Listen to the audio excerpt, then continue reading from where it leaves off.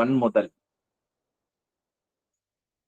Level 1 മുതൽ level 3 വരെ പരിശീലിക്കുന്ന യോഗ പഠിതാക്കളുടെ ഒരു കോമൺ ആയിരിക്കുന്ന ഒരു ക്ലാസ് ആണ് ഇന്നത്തേത്. നമുക്കറിയാം, നമ്മളെല്ലാം ശിവകുണ്ഡലിനി യോഗം, ആയുഷ്കല എന്ന് വിളിക്കുന്ന മെത്തേഡ് പ്രാക്ടീസ് ചെയ്യുന്നവർ, ചിലപ്പോൾ ഇന്ന് പുതുതായിട്ട് ജോയിൻ ചെയ്തവര് ഈ ബാച്ചിൽ ഉണ്ടാകും. ഒരാഴ്ചയായിട്ട് പ്രാക്ടീസ് ചെയ്യുന്നവരുണ്ടായിരിക്കും. ഒരു മാസമായിട്ട് പ്രാക്ടീസ് ചെയ്യുന്നവരൊക്കെ ഈ ക്ലാസ്സിൽ ഉണ്ടായിരിക്കും. തീർച്ചയായിട്ടും ശിവകുണ്ഡലിനി ആയുഷ്കല എന്ന് വിളിക്കുന്ന പരിശീലനത്തിന് ലെവൽ 1 മുതൽ ലെവൽ 8 വരെയുള്ള തലങ്ങളുണ്ട്. ഏതാണ്ട് 1 വർഷത്തോളം നീളുന്ന പരിശീലനങ്ങൾ കൊണ്ട് നിങ്ങൾക്ക് 8ാം തലം വരെ എത്താൻ സാധിക്കും. അങ്ങനെ 8 തലങ്ങളായിട്ട് അതിനെ കൃത്യമായിട്ടാണ് അതിനെ ചിട്ടപ്പെടുത്തി വെച്ചിരിക്കുന്നത്. നമുക്കറിയാം, നമ്മൾ ഈ പഠിക്കുന്ന അല്ലെങ്കിൽ പരിശീലിക്കുന്ന ശിവകുണ്ഡലിനി യോഗം, അതിന്റെ ആദ്യ സ്റ്റേജ് ആയിരിക്കുന്ന ആയുഷ്കല എന്ന് പറയുന്നത് വളരെ പൗരാണികമായൊരു വിദ്യയാണ്. ഭാരതത്തിൽ ഉത്ഭവിച്ച് ലോകത്തിന്റെ വിവിധ ഭാഗങ്ങളിൽ പലരാലും പരിശീലിപ്പിക്കപ്പെട്ട വിദ്യയാണ് ശിവകുണ്ഡലിനി യോഗം, ആയുഷ്കല എന്ന് പറയുന്നത്. ഇതിന്റെ ഗുരുവായിട്ട് നമ്മൾ പറയുന്നത് ഭഗവാൻ പരമശിവനെയാണ്. ഇതിന്റെ ഈശ്വരനും ഇതിന്റെ ഗുരുവും എല്ലാം അദ്ദേഹമാണ്. നമ്മൾ പരമശിവൻ എന്ന് പറയുമ്പോൾ നമ്മളുടെയൊക്കെ സാധാരണഗതിയിലുള്ള മനുഷ്യന്റെ ചിന്ത ഒരു മതത്തിലെ ദൈവസങ്കല്പവുമായിട്ട് പോകും. എന്നാൽ യോഗയിൽ, തന്ത്രയിൽ, കുണ്ഡലിനി ക്രിയയിൽ പരമേശ്വര സങ്കല്പം എന്ന് പറയുന്നത് നമ്മുടെ എല്ലാവരുടെയും ഉള്ളിൽ നിറഞ്ഞു നിൽക്കുന്ന, അകത്തും പുറത്തും നാരായണ ഗുരുദേവൻ പാടിയതുപോലെ അകവും പുറവും തിങ്ങും, അകത്തും പുറത്തും നിറയുന്ന ആ മഹാചൈതന്യമാണ് പരമശിവൻ എന്ന് പറയും. ശിവം എന്ന വാക്കിന് മംഗളകരമായത്, സത്യമായത്, ഉണ്മയായത് എന്നീ അർത്ഥമാണുള്ളത്. ഈ വിശ്വം, ഈ ലോകം, ഈ പ്രപഞ്ചം നിലനിൽക്കുന്നത് സത്യത്തിലാണ്, ധർമ്മത്തിലാണ്. ആ ധർമ്മത്തെ, ആ സത്യത്തെ നമ്മൾ ഈശ്വരൻ എന്ന പേരിൽ പറയും. അല്ലെ, നമ്മൾ കേട്ടിട്ടുണ്ട്, സത്യം വദ ധർമ്മം ചര. സത്യം നമ്മൾ പറയണം, ധർമ്മമാർഗത്തിൽ നമ്മൾ ചരിക്കണം എന്ന് പറയണം. അപ്പൊ നമ്മുടെ ഉള്ളിലും ഈ പ്രപഞ്ചത്തിലും നിലനിൽക്കുന്ന അനേക തരത്തിലുള്ള പ്രവർത്തനങ്ങളെ ഏകോപിപ്പിക്കുന്ന, നിയന്ത്രിക്കുന്ന, നയിക്കുന്ന വളരെ വലിയ ഒരു ശക്തിയുണ്ട്. ഇത് ഇന്നത്തെ ആധുനിക ശാസ്ത്രം പോലും പറയുന്നുണ്ട്. അവർ ഈ യൂണിവേഴ്സിനെ വിളിക്കുന്നത് സെൽഫ് അവയർനെസ് യൂണിവേഴ്സ് എന്നാണ്. എന്ന് പറഞ്ഞാൽ എന്താ? സ്വയം ബോധമുള്ളതാണ് ഈ പ്രപഞ്ചം. ഇത് കേവലം ആർട്ടിഫിഷ്യലായി അല്ലെങ്കിൽ യാന്ത്രികമായി നടക്കുന്ന ഒരു പ്രക്രിയയല്ല പ്രപഞ്ചത്തിലുള്ളത്, നമ്മുടെ ശരീരത്തിലുള്ളത്. ഇത് കൃത്യമായി നിയന്ത്രിക്കപ്പെടുന്നുണ്ട്. ഇതിനെ നിയന്ത്രിക്കുന്ന അതിസൂക്ഷ്മമായ ഒരു ശക്തി ചൈതന്യം പ്രപഞ്ചത്തിലുണ്ട്. പ്രപഞ്ചത്തിലേക്ക് പോകുന്നതിന് മുമ്പ് നമുക്ക് നമ്മളെ പറ്റി ഒന്ന് ചിന്തിക്കാം, അല്ലെ? നമ്മളുടെ ശരീരത്തിന്റെ പ്രവർത്തനങ്ങളെ പറ്റി നമ്മൾ ചിന്തിച്ചു കഴിഞ്ഞാൽ, നമ്മുടെ മനസ്സിന്റെ പ്രവർത്തനങ്ങളെ പറ്റി ചിന്തിച്ചു കഴിഞ്ഞാൽ, നമ്മളുടെ ബുദ്ധിയുടെ പ്രവർത്തനങ്ങളെ പറ്റി നമ്മൾ ചിന്തിച്ചു കഴിഞ്ഞാൽ നമ്മൾ അത്ഭുതപ്പെട്ടു പോകും. ശരീരം, മനസ്സ്, ബുദ്ധി, മറ്റൊരു തലം കൂടി ഋഷി പറയുന്നു, ആത്മാവ് എന്ന് പറയും. നമുക്ക് ഏറെ സുപരിചിതമായ നമ്മളുടെ തലം നമ്മളുടെ ശരീരമാണ്, അല്ലെ? ഇത് ഞാനാണ്, ഇത് എന്റെയാണ്, ഞാൻ എന്റേത്, അല്ലെ? മമത ബോധം എന്ന് നമുക്ക് വേണമെങ്കിൽ പറയാം. എന്റേത് എന്നുള്ള ബോധം, ഇതെന്റെ ശരീരമാണ്, ഇതെന്റെ കാറാണ്, അല്ലെ? ഇതെന്റെ മൊബൈൽ ഫോണാണ്, ഇത് ഞാനാണ്, അല്ലെ? ഞാൻ ഞാൻ ഞാൻ അഹങ്കാരം എന്നൊക്കെ വേദാന്തത്തിന്റെ, തന്ത്രയുടെ, യോഗയുടെ ഭാഷയിലൊക്കെ പല രീതിയിൽ അതിനെ നിർവചിക്കാറുണ്ട്. നമുക്ക് അതിലേക്ക് പിന്നീട് പോവാം. അപ്പൊ നമുക്ക് എല്ലാവർക്കും ഈ ശരീരബോധമാണ്. നമ്മൾ ഏറ്റവും അധികം സ്നേഹിക്കുന്നത് ആരെയാണ്? നമ്മുടെ ശരീരത്തെ തന്നെയാണ് നമ്മൾ ഏറ്റവും അധികം സ്നേഹിക്കുന്നത്, അല്ലെ? കാരണം ഈ ശരീരം ഉണ്ടെങ്കിൽ നമുക്ക് ഈ ഭൂമിയിൽ നിലനിൽപ്പുള്ളൂ. പഞ്ചഭൂതാത്മകമാണ് ഈ ശരീരം എന്ന് പറയും. നമുക്ക് ഈ ശരീരം ലഭിച്ചത്, നമ്മൾ പല ക്ലാസ്സുകളിലും പറയുന്നത് പോലെ, അച്ഛനിൽ നിന്നും അമ്മയിൽ നിന്നുമാണ് നമുക്ക് ഈ ശരീരം ലഭിച്ചത്, അല്ലെ? ബീജവും അണ്ഡവും ചേർന്ന് അമ്മയുടെ ഉദരത്തിൽ ചെറിയൊരു മാംസ കഷ്ണമായിട്ടാണ് ഞാൻ അല്ലെങ്കിൽ നമ്മൾ ഓരോരുത്തരും ഉടലെടുത്തത്. അത് ചെറിയൊരു മാംസത്തുണ്ടായിരുന്നു, മാംസ കഷ്ണമായിരുന്നു. പക്ഷെ അത് ഓരോ മാസവും വളർന്ന് വളർന്ന് 1-ാം മാസം, 2-ാം മാസം, 3-ാം മാസം, 5-ാം മാസം, 6-ാം മാസം, 7-ാം മാസം, അങ്ങനെ ഓരോ വളർച്ചയിലും അതിന് കൃത്യമായ ശരീരഘടനകൾ രൂപപ്പെട്ടു. കൈകളുണ്ടായി, കാലുകളുണ്ടായി, ചെവി രൂപപ്പെട്ടു, മൂക്കുകൾ രൂപപ്പെട്ടു, അല്ലെ, കണ്ണുകൾ രൂപപ്പെട്ടു. ആരാണ് നമ്മളെ ആ അമ്മയുടെ ഗർഭപാത്രത്തിൽ ഇത്ര കൃത്യമായി വളർത്തിക്കൊണ്ടുവന്നത്? അമ്മ കഴിക്കുന്ന ആഹാരമാണ് പൊക്കിൾ കൊടിയിലൂടെ നമ്മളെല്ലാം സ്വീകരിച്ചത്, അല്ലെ? അതാണ് അമ്മ. അല്ലെ, നമ്മൾ പറയാറില്ലേ, ഈശ്വരനെ പറ്റി നമ്മൾ പറയുമ്പോൾ നമ്മൾ പറയാറൊരു വാക്കുണ്ട്, ഈശ്വരീയ തലത്തിലേക്കൊക്കെ പോകുമ്പോൾ: മാതാ, പിതാ, ഗുരു, ദൈവം. അമ്മയാണ് നമുക്ക് ആദ്യത്തെ കാണപ്പെട്ട ദൈവം. കാരണം അമ്മയാണ് നമ്മളെ ഈ പ്രപഞ്ചത്തിലേക്ക് വരാൻ നമ്മളെ ഊട്ടി വളർത്തിയത്. ഗർഭപാത്രത്തിലൂടെ അമ്മ കഴിച്ച ആഹാരത്തിന്റെ പോഷകങ്ങളാണ് അമ്മയുടെ പൊക്കിൾ കൊടിയിലൂടെ നമ്മൾ കഴിച്ചത്, അല്ലെ? നമ്മൾ ഈ ഭൂമിയിലേക്ക് വന്നു. 9 മാസം 10 മാസം എന്ന് നമ്മൾ പറയും. അമ്മ വളരെയധികം ത്യാഗങ്ങൾ അനുഭവിച്ചുകൊണ്ട് നമ്മളെ വളർത്തി. അമ്മയുടെ ഗർഭപാത്രത്തിലിട്ട് നമ്മളെ വളർത്തി. അമ്മ കഴിച്ച ആഹാരത്തിൽ നിന്നുള്ള പോഷകങ്ങൾ നമുക്ക് തന്നു. അമ്മ ശ്വസിച്ച വായു, അതൊക്കെ നമ്മുടെ ജീവൻ നിലനിർത്തുന്നതിന് കാരണമായി. അങ്ങനെ 9 മാസം കഴിഞ്ഞപ്പോൾ നമ്മൾ ഈ അമ്മയുടെ ഉദരത്തിൽ നിന്ന് നമ്മൾ പുറത്തേക്ക് വന്നു, അല്ലെ? വായുഭൂതം, ജ്യോതിഷത്തിന്റെ ഭാഷയിൽ പറഞ്ഞാൽ ഉള്ളിൽ വായുഭൂതം ഉത്ഭവിച്ച സമയത്താണ് ഒരു സ്ത്രീക്ക് പ്രസവം നടക്കുക എന്ന് പറയും. ഇന്നത്തെ സിസേറിയൻ പോലെയുള്ള കാര്യങ്ങളാണ്. പണ്ടൊക്കെ കൃത്യമായി അതിനെയൊക്കെ നിർണയിച്ചിരുന്നു. അതൊക്കെ മറ്റൊരു വിഷയം. അപ്പോ നമ്മള് അമ്മയുടെ വയറ്റിൽ നിന്ന് പുറത്തേക്ക് വന്നു. ഭൂസ്പർശനമേക്കും. അത്രയും സമയം നമ്മുടെ അമ്മയുടെ ഉള്ളിൽ കിടന്നാണ് വായു ശ്വസിച്ചു കൊണ്ടിരുന്നത്, അല്ലെ? നമ്മള് പുറത്തേക്ക് വന്നതോടുകൂടി പ്രപഞ്ചത്തിൽ നിന്നുള്ള വായു, ഓക്സിജൻ നമ്മൾ സ്വീകരിക്കാൻ തുടങ്ങി.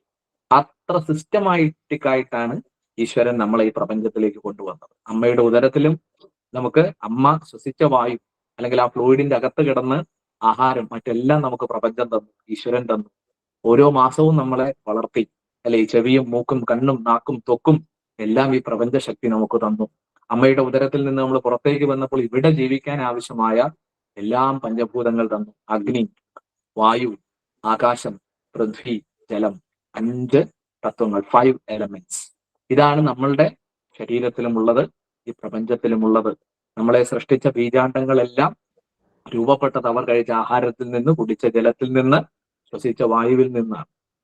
അല്ലെ, അതാണ് അച്ഛന്റെയും അമ്മയുടെയും ബീജാണ്ടങ്ങളാണ് നമ്മളുടെ ശരീരത്തെ ഈ രൂപത്തിലേക്ക് കൊണ്ടുവന്നത്. ഭൂമിയിലേക്ക് വന്നതിന് ശേഷം നമ്മൾ എങ്ങനെയാണ് വളരുന്നത്? ഒരു കോഴിമുട്ടയിൽ നിന്ന് കോഴിക്കുഞ്ഞ് പുറത്തേക്ക് ഇറങ്ങിയാൽ എന്ത് ചെയ്യും? ഓടി അമ്മയുടെ കൂടെ പോയി കരയാൻ തുടങ്ങും, അല്ലെ?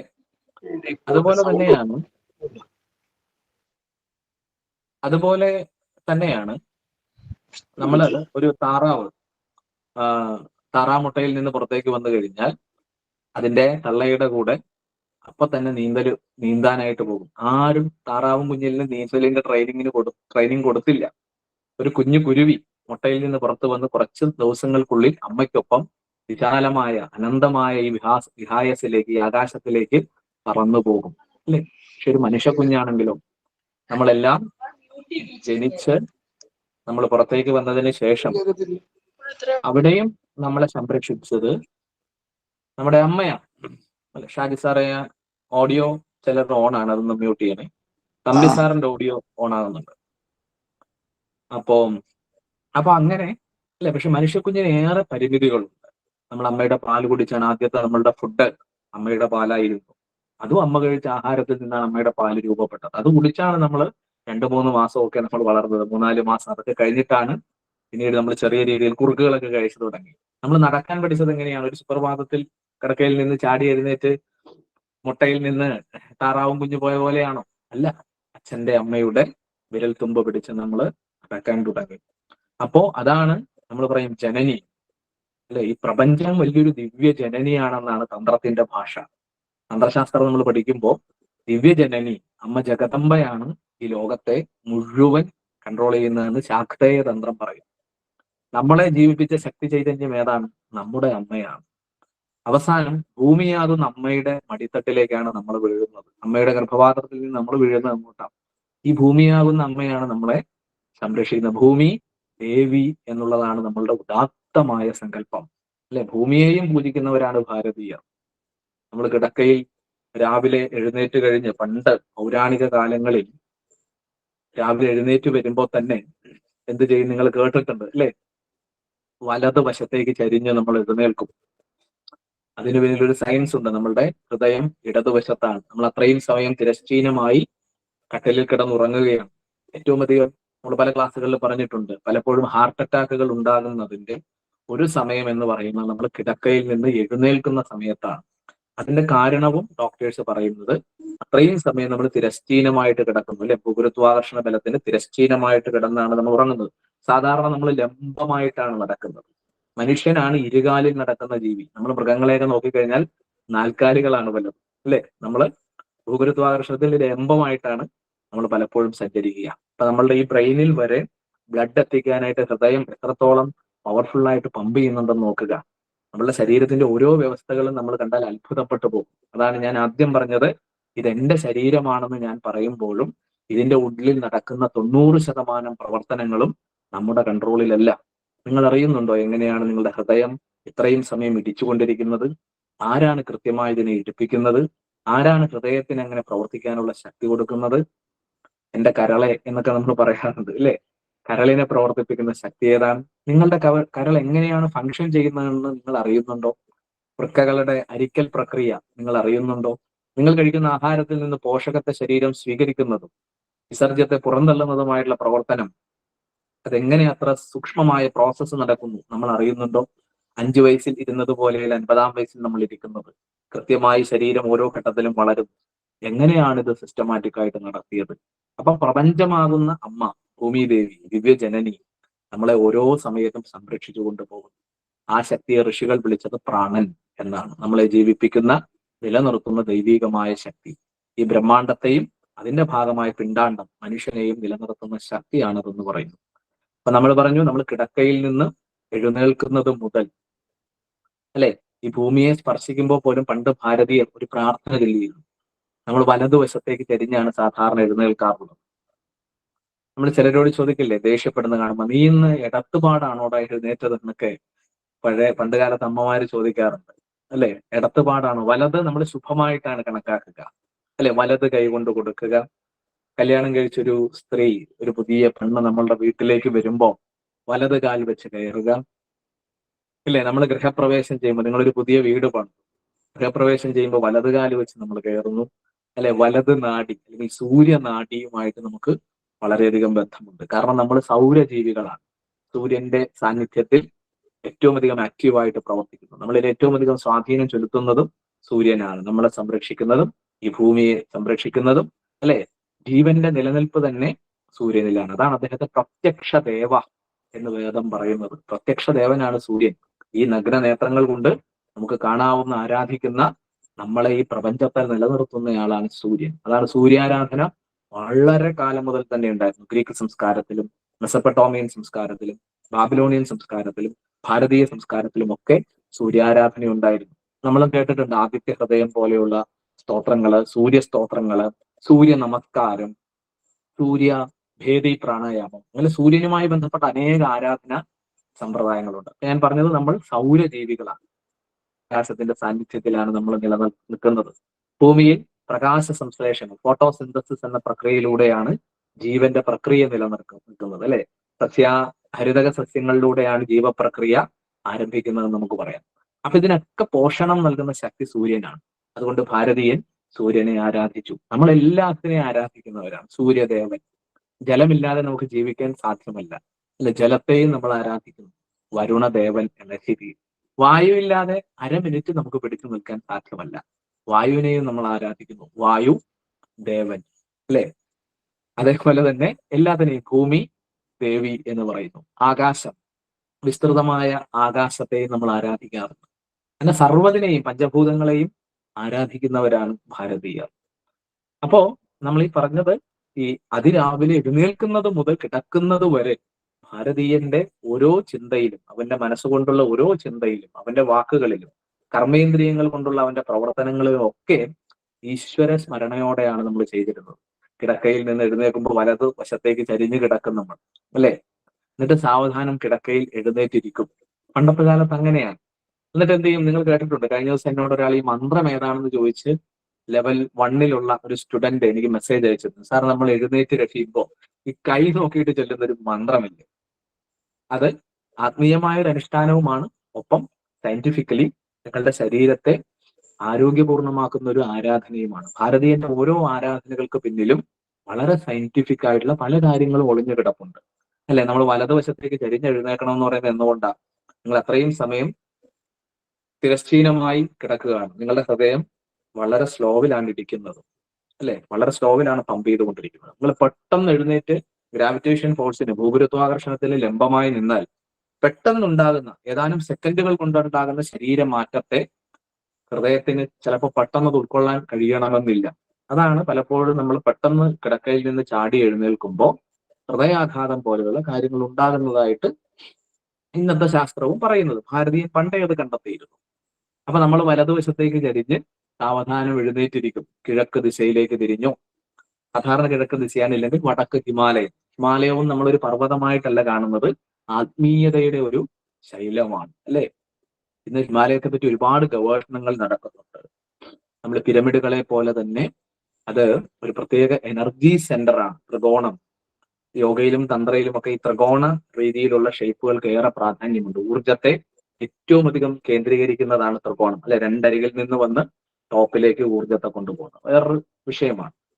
അപ്പൊ ഒന്നല്ലെങ്കിൽ വടക്കോട്ട് തിരിഞ്ഞിരിക്കും, ഇല്ലെങ്കിൽ പ്രഭാതമായതുകൊണ്ട് കിഴക്കോട്ട് നമ്മൾ തിരിഞ്ഞിരിക്കും കിടക്കയിൽ എഴുന്നേറ്റിട്ട്. എന്നിട്ട് പണ്ട് കാലങ്ങളിൽ ഇത് ചൊല്ലും. എന്തിനാ ചെയ്യുന്നത്? നമ്മൾ ആദ്യം ചരിഞ്ഞ് വലത്തേക്ക് ചരിഞ്ഞ് കിടന്നു, കണ്ണുകൾ തുറന്നു. ആദ്യം മലർന്നാണ് കിടക്കുന്നതെങ്കിൽ ചിലപ്പോൾ കമഴ്ന്നോ മലർന്നോ റാ പോലെയോ ഇട്ടാ പോലെയൊക്കെ ആയിരിക്കും നമ്മൾ കിടക്കുന്നത്. അല്ലെ, കണ്ണെന്ന് എഴുന്നേറ്റ് വരുമ്പോ സാവധാനം നിവർന്ന് വന്നിട്ട് വലതുവശത്തേക്ക് നമ്മൾ ചരിയും. എന്നിട്ട് കണ്ണ് തുറന്ന് നമ്മളൊന്ന് കോൺഷ്യസ് ആകും, ഞാൻ എഴുന്നേൽക്കാൻ പോകും. എന്നിട്ട് സാവധാനം വലതുവശം കൊണ്ട് എഴുന്നേറ്റ് നമ്മൾ ഇരിക്കും, കിഴക്കോട്ട് നോക്കിയിരിക്കും. എന്നിട്ട് എന്ത് ചെയ്യും? പതുക്കെ കൈ നോക്കും. അല്ലെ, കണി എന്ന് നമ്മൾ പറയാറുണ്ട്. അല്ലെ, ഫസ്റ്റ് ഇംപ്രഷൻ, അത് മനഃശാസ്ത്രപരമായി ഒക്കെ അതിന് പ്രാധാന്യമുണ്ട്. നമ്മൾ രാവിലെ എഴുന്നേറ്റിട്ട് നിങ്ങൾ ആദ്യം 1 മണിക്കൂറിൽ എന്താണോ കാണുന്നത്, എന്താണോ കേൾക്കുന്നത്, എന്താണോ ചിന്തിക്കുന്നത്, അത് ആ ദിവസം മുഴുവൻ നിങ്ങളെ സ്വാധീനിക്കും. അതാണ് കണി, ശകുനം എന്നൊക്കെ നമ്മൾ പറയാറില്ലേ. കാരണം അത്രയധികം ആക്റ്റീവായി നമ്മൾ ഉണർന്നു വരുന്ന സമയത്ത് ആദ്യം സ്വാധീനം ചെലുത്തുന്നത് മുഴുവൻ നമ്മളെ ആ ദിവസം സ്വാധീനിക്കും. അതുകൊണ്ടാണ് രാവിലെ തന്നെ എഴുന്നേൽക്കുമ്പോൾ പോസിറ്റീവായ ചിന്താഗതികളോടെ എഴുന്നേൽക്കണം. ഭഗവാനെ, ഇന്ന് ഞാൻ രാവിലെ എഴുന്നേറ്റു, ഹൃദയം സ്പന്ദിക്കുന്നുണ്ട്. അല്ലെ, ഈശ്വരനാണ് ഓരോ നിമിഷവും ഈ ഹൃദയത്തെ സ്പന്ദിപ്പിക്കുന്ന ഒരു ശക്തി. നിങ്ങൾ പറഞ്ഞിട്ടാണോ ഹൃദയം സ്തംഭിക്കുന്നത്? അല്ല, സ്പന്ദിക്കുന്നത്. ഇതൊന്ന് സ്തംഭിച്ചാൽ, ഒരു 1/2 മിനിറ്റ് ഇത് നിന്ന് പോയാൽ നമ്മളുടെ ഭൂമിയിലുള്ള വാസം കഴിഞ്ഞ് ഈ ശരീരത്തെ ഉപേക്ഷിച്ച് ആത്മാവിന് പോകേണ്ടി വരും. അപ്പൊ ഓരോ നിമിഷവും അനുനിമിഷവും നമ്മളെ നയിക്കുന്ന ശക്തി ആ ഡിവൈൻ പവറാണ്. ഹൃദയത്തെ പ്രവർത്തിപ്പിക്കുന്നത്, തലച്ചോറിനെ പ്രവർത്തിപ്പിക്കുന്നത്, നേരത്തെ പറഞ്ഞതുപോലെ കരളിനെ, വൃക്കകളെ, നമ്മളുടെ ഗ്ലാൻസിനെ, ആർട്ടറീസിനെ, വെയിൻസിനെ ഒക്കെ പ്രവർത്തിപ്പിക്കുന്നത് നമ്മൾ അറിയാത്തൊരു സൂക്ഷ്മ ശക്തിയാണ്. അതുമായിട്ടുള്ള താതാത്മ്യമാണ്, അതുമായിട്ടുള്ള ഒന്നുചേരലാണ്. അല്ലെങ്കിൽ ഹൂ ആം ഐ, ഞാൻ ആരാണ്? പ്രപഞ്ചത്തിലേക്ക് നോക്കുന്നതിന് മുമ്പ് നിങ്ങൾ നിങ്ങളിലേക്ക് നോക്കണം. ഞാൻ ആരാണ്? എന്റെ ഉള്ളിലെ ശക്തികൾ എന്താണ്? എങ്ങനെയാണ് ഞാൻ ജീവിക്കുന്നത്? ആരാണ് എന്നെ പ്രവർത്തിപ്പിക്കുന്നത്? ആരാണ് എന്റെ കണ്ണിന് കാഴ്ച നൽകുന്നത്? ആരാണ് എന്റെ ചെവിക്ക് കേൾവി നൽകുന്നത്? ആരാണ് എന്നെ കൊണ്ട് ചിന്തിപ്പിക്കുന്നത്? ആരാണ് എനിക്ക് ശ്വാസത്തെ വലിക്കാൻ ശേഷി തരുന്നത്? തലച്ചോറിൽ നിന്ന് പുറപ്പെടുന്ന 12 ജോഡി ശിരോനാഡികളിൽ 10ാമതൊരു നാഡിയുണ്ട്.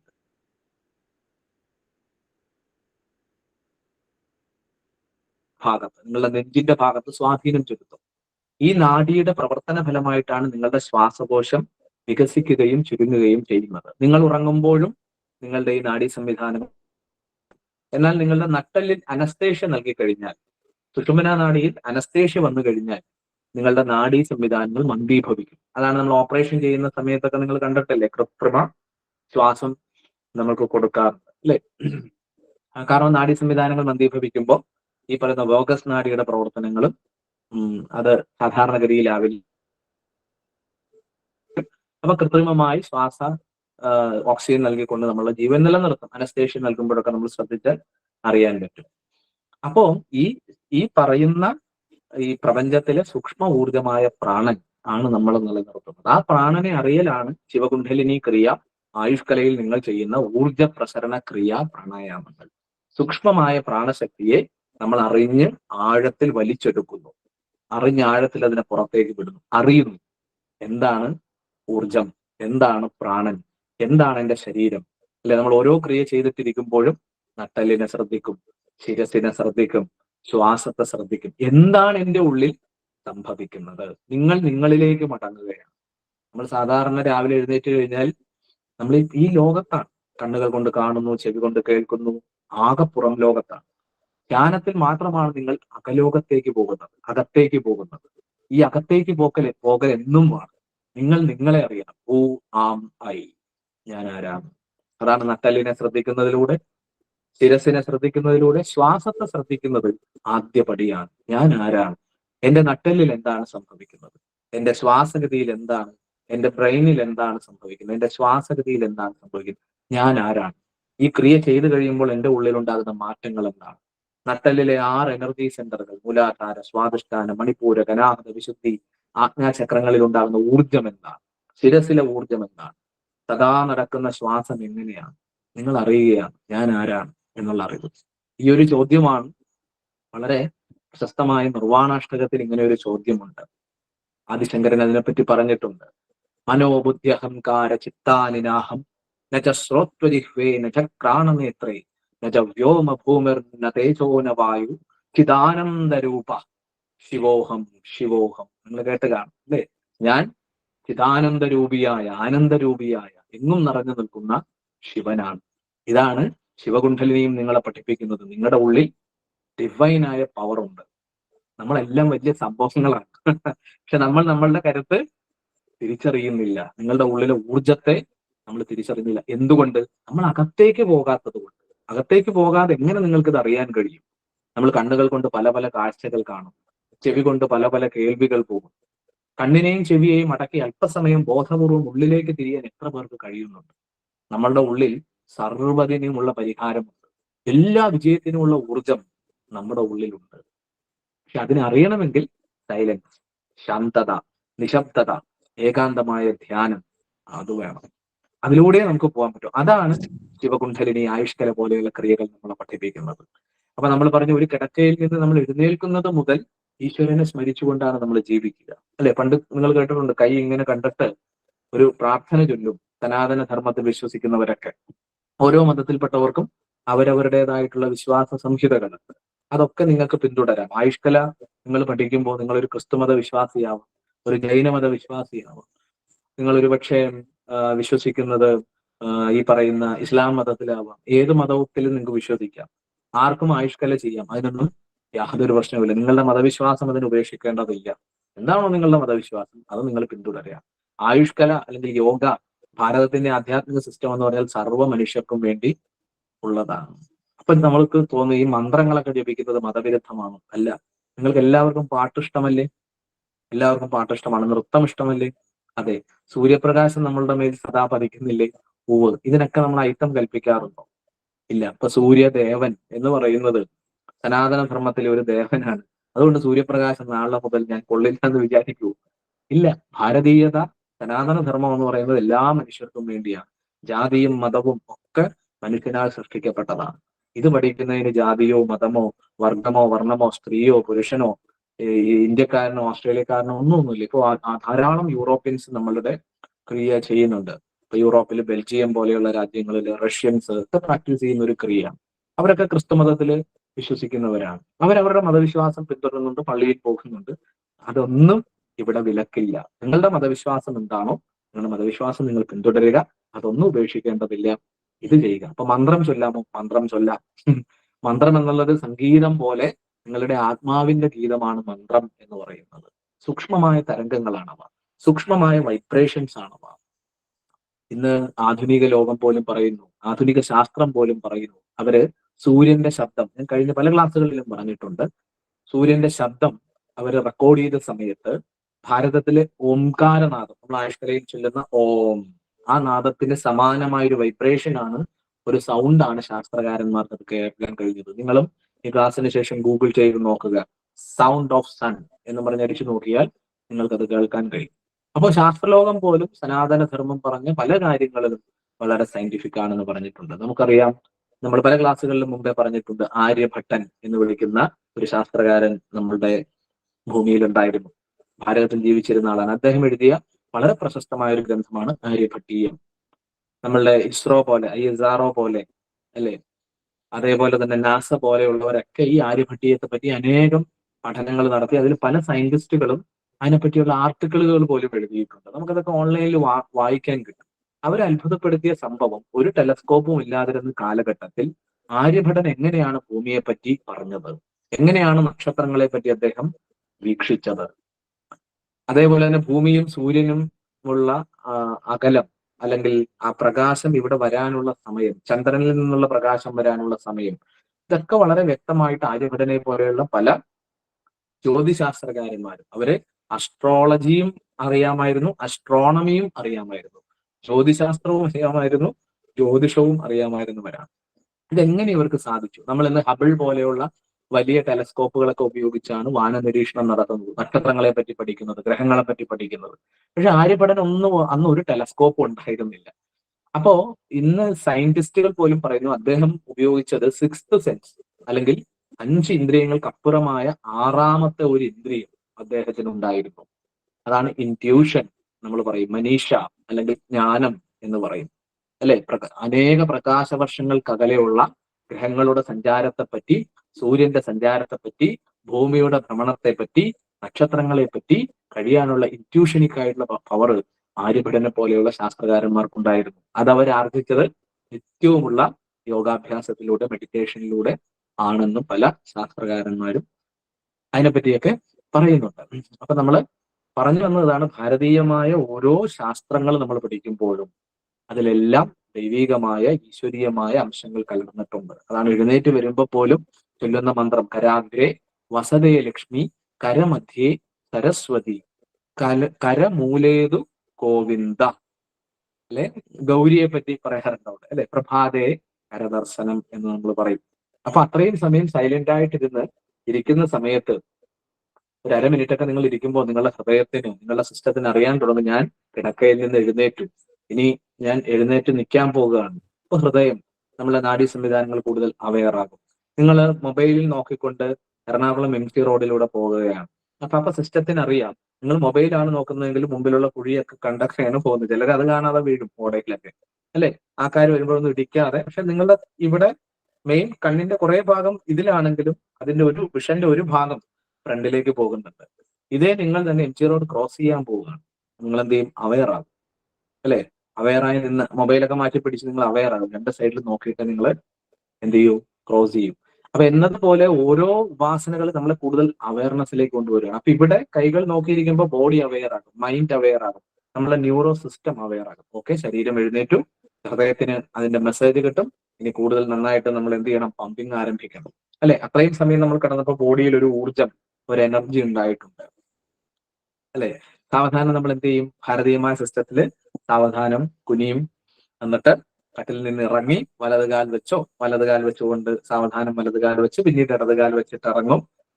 അപ്പൊ ആ എനർജി എന്ത് ചെയ്യും? ഭൂഗുരുത്വാകർഷണ ബലവുമായിട്ട് കണക്ട് ചെയ്യപ്പെടും. നമ്മുടെ ബോഡിയിലുണ്ടായ പല ഊർജ്ജം ഉണ്ട്, അതിന് പല പേരൊക്കെ പറയും, കൈനറ്റിക് എനർജി, പല പല പേരുകളുണ്ട്. അതിനെപ്പറ്റി പിന്നീട് പറയാം. ഇത് നമ്മൾ വലത് കൈകൊണ്ട് ഭൂമിയെ സ്പർശിക്കും, അപ്പൊ എർത്തിങ് സംഭവിക്കും എന്നാണ്. ബോഡിയിൽ ഒരു ഇലക്ട്രോ മാഗ്നറ്റിക് വേവ്സ് ഉണ്ട്, അല്ലെ? അതും ഭൂഗുരുത്വാകർഷണത്തിന് ഒരു മാഗ്നറ്റിക് ആയിട്ടുള്ള ഒരു പവർ ഉണ്ട്. ഇത് നമ്മൾ എർത്ത് ചെയ്യപ്പെടുമെന്നാണ്. അപ്പൊ ബോഡിയിലുള്ള അത്രയും സമയം ബോഡിയിൽ കെട്ടി നിന്ന പല ഊർജങ്ങളും നമ്മളിൽ നിന്ന് ഭൂമിയുമായിട്ട് കണക്ട് ചെയ്യപ്പെടും എന്നാണ് പറയാം. അപ്പൊ ഇവിടെയാണ്, എന്നിട്ട് ഇവിടെ നമ്മൾ എന്താ, ഭൂമി എന്തിനെ ഇങ്ങനെ സ്പർശിക്കുന്നത്?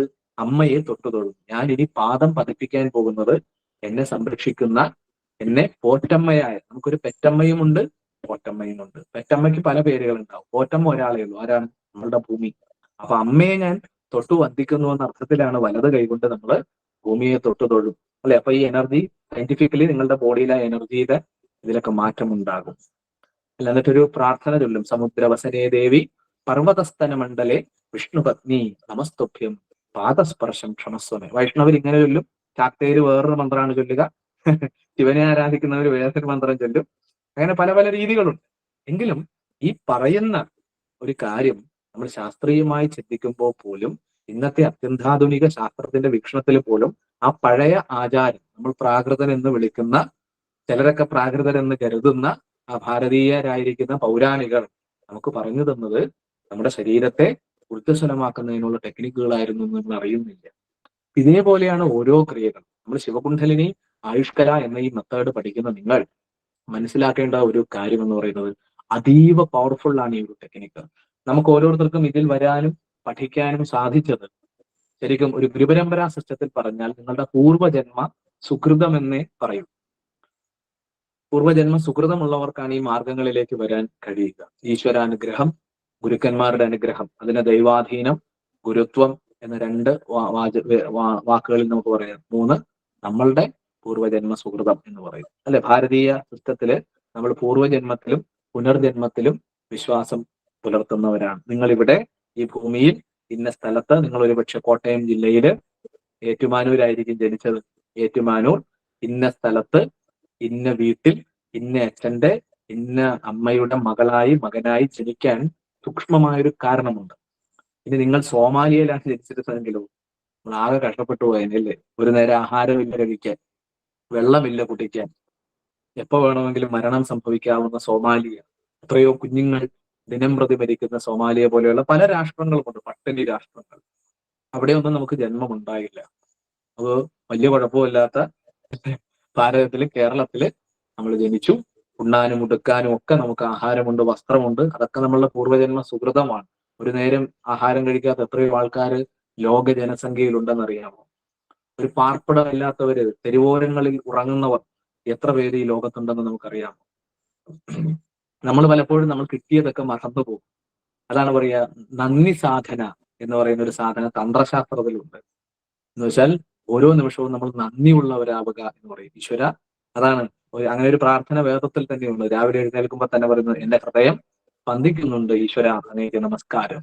ആഹാരം കഴിക്കാതിരിക്കുമ്പോൾ പോലും നമ്മൾ എങ്ങനെയാണ് ഭാരതീയ ചിന്തയിൽ, എനിക്ക് ഈ ആഹാരം കിട്ടി, അതിന് നന്ദി. എന്തുകൊണ്ടാ? ഈ ആഹാരം കിട്ടാത്ത ധാരാളം ആൾക്കാരുണ്ട്. ഈ ആഹാരം ഉണ്ടെങ്കിൽ നമുക്ക് ജീവിക്കാൻ പറ്റൂ. അങ്ങനെ ഭാരതീയമായ പ്രാർത്ഥനയിൽ ഇത് പാചകം ചെയ്ത, ഇത് ഉണ്ടാക്കിയ കൃഷിക്കാർക്ക്, ഇത് വിളനിലമാക്കി തന്ന അമ്മ ഭൂമിദേവിക്ക്, ഇത് കൊയ്തെടുത്തവർക്ക്, ഇത് പാചകം ചെയ്തു തന്നവർക്കെല്ലാം നന്മയുണ്ടാകട്ടെ, ശാന്തി ഉണ്ടാകട്ടെ എന്ന ഉദാത്തമായ ഒരു പ്രാർത്ഥന നമുക്കുണ്ട്.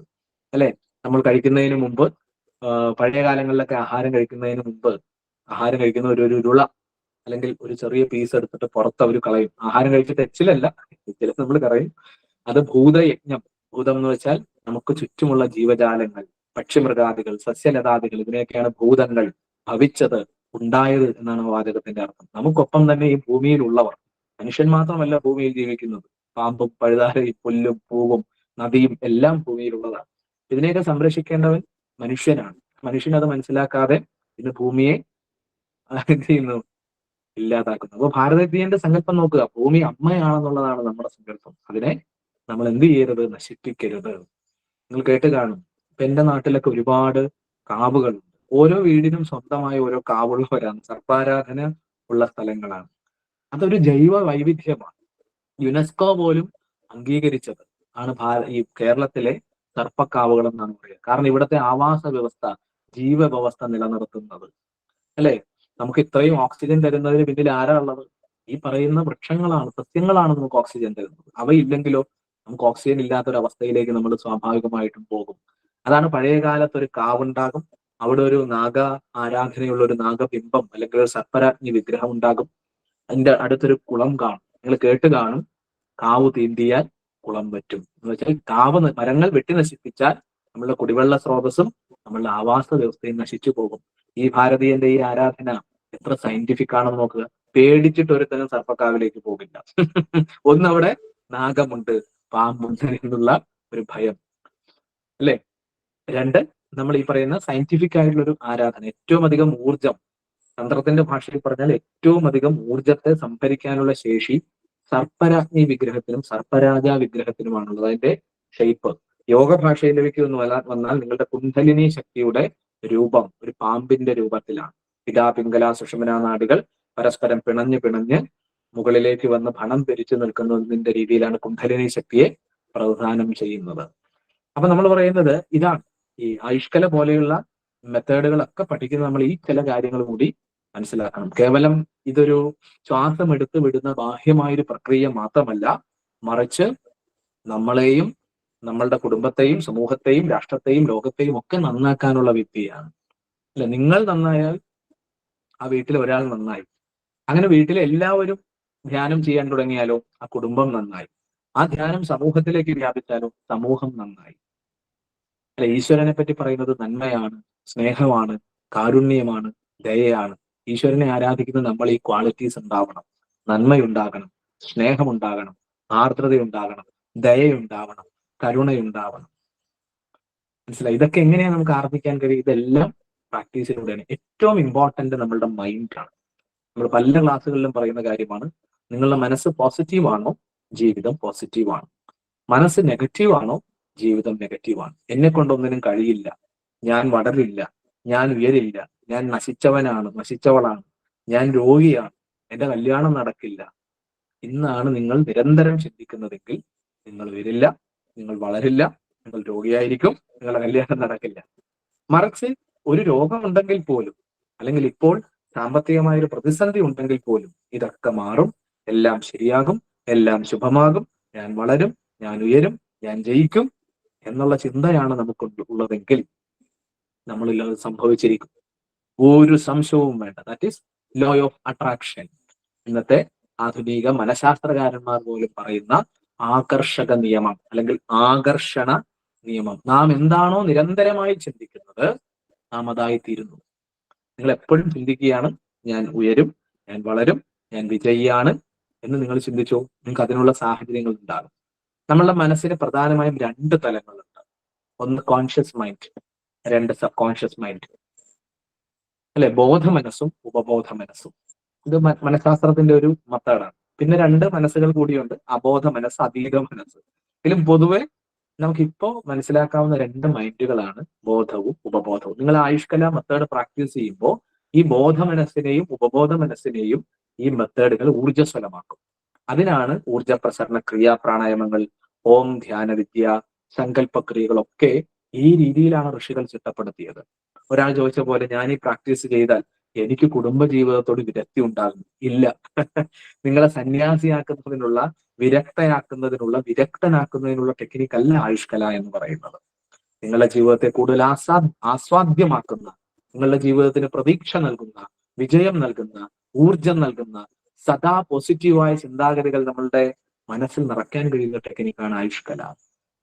നമ്മൾ നേരത്തെ പറഞ്ഞ പോലെ തന്നെ രാവിലെ നല്ല ഊർജം, നല്ല ശാന്തി, നല്ല ശക്തി നമ്മുടെ മനസ്സിൽ ഉണ്ടായാൽ ആ ദിവസം മുഴുവൻ ഊർജ്ജസ്വലമായിരിക്കും, സന്തോഷകരമായിരിക്കും, ആനന്ദകരമായിരിക്കും.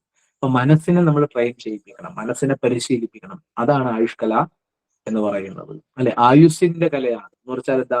ജീവിതത്തിന്റെ കലയാണ്. എങ്ങനെ ജീവിക്കണം, എങ്ങനെ പെരുമാറണം, എങ്ങനെ ശരീരം ഊർജ്ജസ്വലമാക്കാം, എങ്ങനെ മനസ്സിനെ ഊർജ്ജസ്വലമാക്കാം, എങ്ങനെ ബുദ്ധിയെ വികസിപ്പിക്കാം, എങ്ങനെ ഇൻറ്റ്യൂഷൻ, അതീന്ദ്രിയമായ ജ്ഞാനം, 6th സെൻസിനെ ഓപ്പൺ ചെയ്യാം, എങ്ങനെ നമ്മുടെ ഉള്ളിലെ ഷഠാധാര ചക്രങ്ങളെ സ്വിച്ച് ഓൺ ചെയ്യാം എന്ന് പഠിപ്പിക്കുന്ന കലയാണ് ആയുഷ്കല. ഭൗതിക ജീവിതത്തെയും ആത്മീയ ജീവിതത്തെയും ഏറ്റവും ഉന്നത തലത്തിലേക്ക് കൊണ്ടുപോകുന്ന ജീവിതത്തിന്റെ ഒരു കലയാണ് ആയുഷ്കല എന്ന് പറയുന്നത്. അപ്പൊ മനസ്സാണ് മെയിൻ. മനസ്സിനെ ബോധ മനസ്സ്, ഉപബോധ മനസ്സ് എന്ന് പറയും. നമ്മൾ കഴിഞ്ഞ ക്ലാസ്സിലൊക്കെ പറഞ്ഞു, പലതവണ പറഞ്ഞിരുന്നു. ബോധ മനസ്സ്, ഉണർന്നിരിക്കുന്ന മനസ്സ്, ആക്റ്റീവ് ആയിരിക്കുന്ന മനസ്സ് എന്നാണ് പറയുക. ഇതിന് യുക്തിചിന്തയുണ്ട്. നിങ്ങൾക്ക് മറ്റൊരു മൈൻഡ് ഉണ്ട്, സബ് കോൺഷ്യസ് മൈൻഡ്. യുക്തിചിന്തയില്ല, ഒരു ബ്ലാങ്ക് സ്ലൈറ്റ് ആണ് സബ് കോൺഷ്യസ് മൈൻഡ് എന്ന് നമുക്ക് പറയാം. അതായത് നമ്മളൊരു ഒരു ഒരു മഞ്ഞുമല സമുദ്രത്തിന് മുകളിൽ കാണുന്നത് പോലെ, മഞ്ഞുമലയുടെ ഒരു തുമ്പായിരിക്കും സമുദ്രത്തിന് മുകളിൽ കാണുക.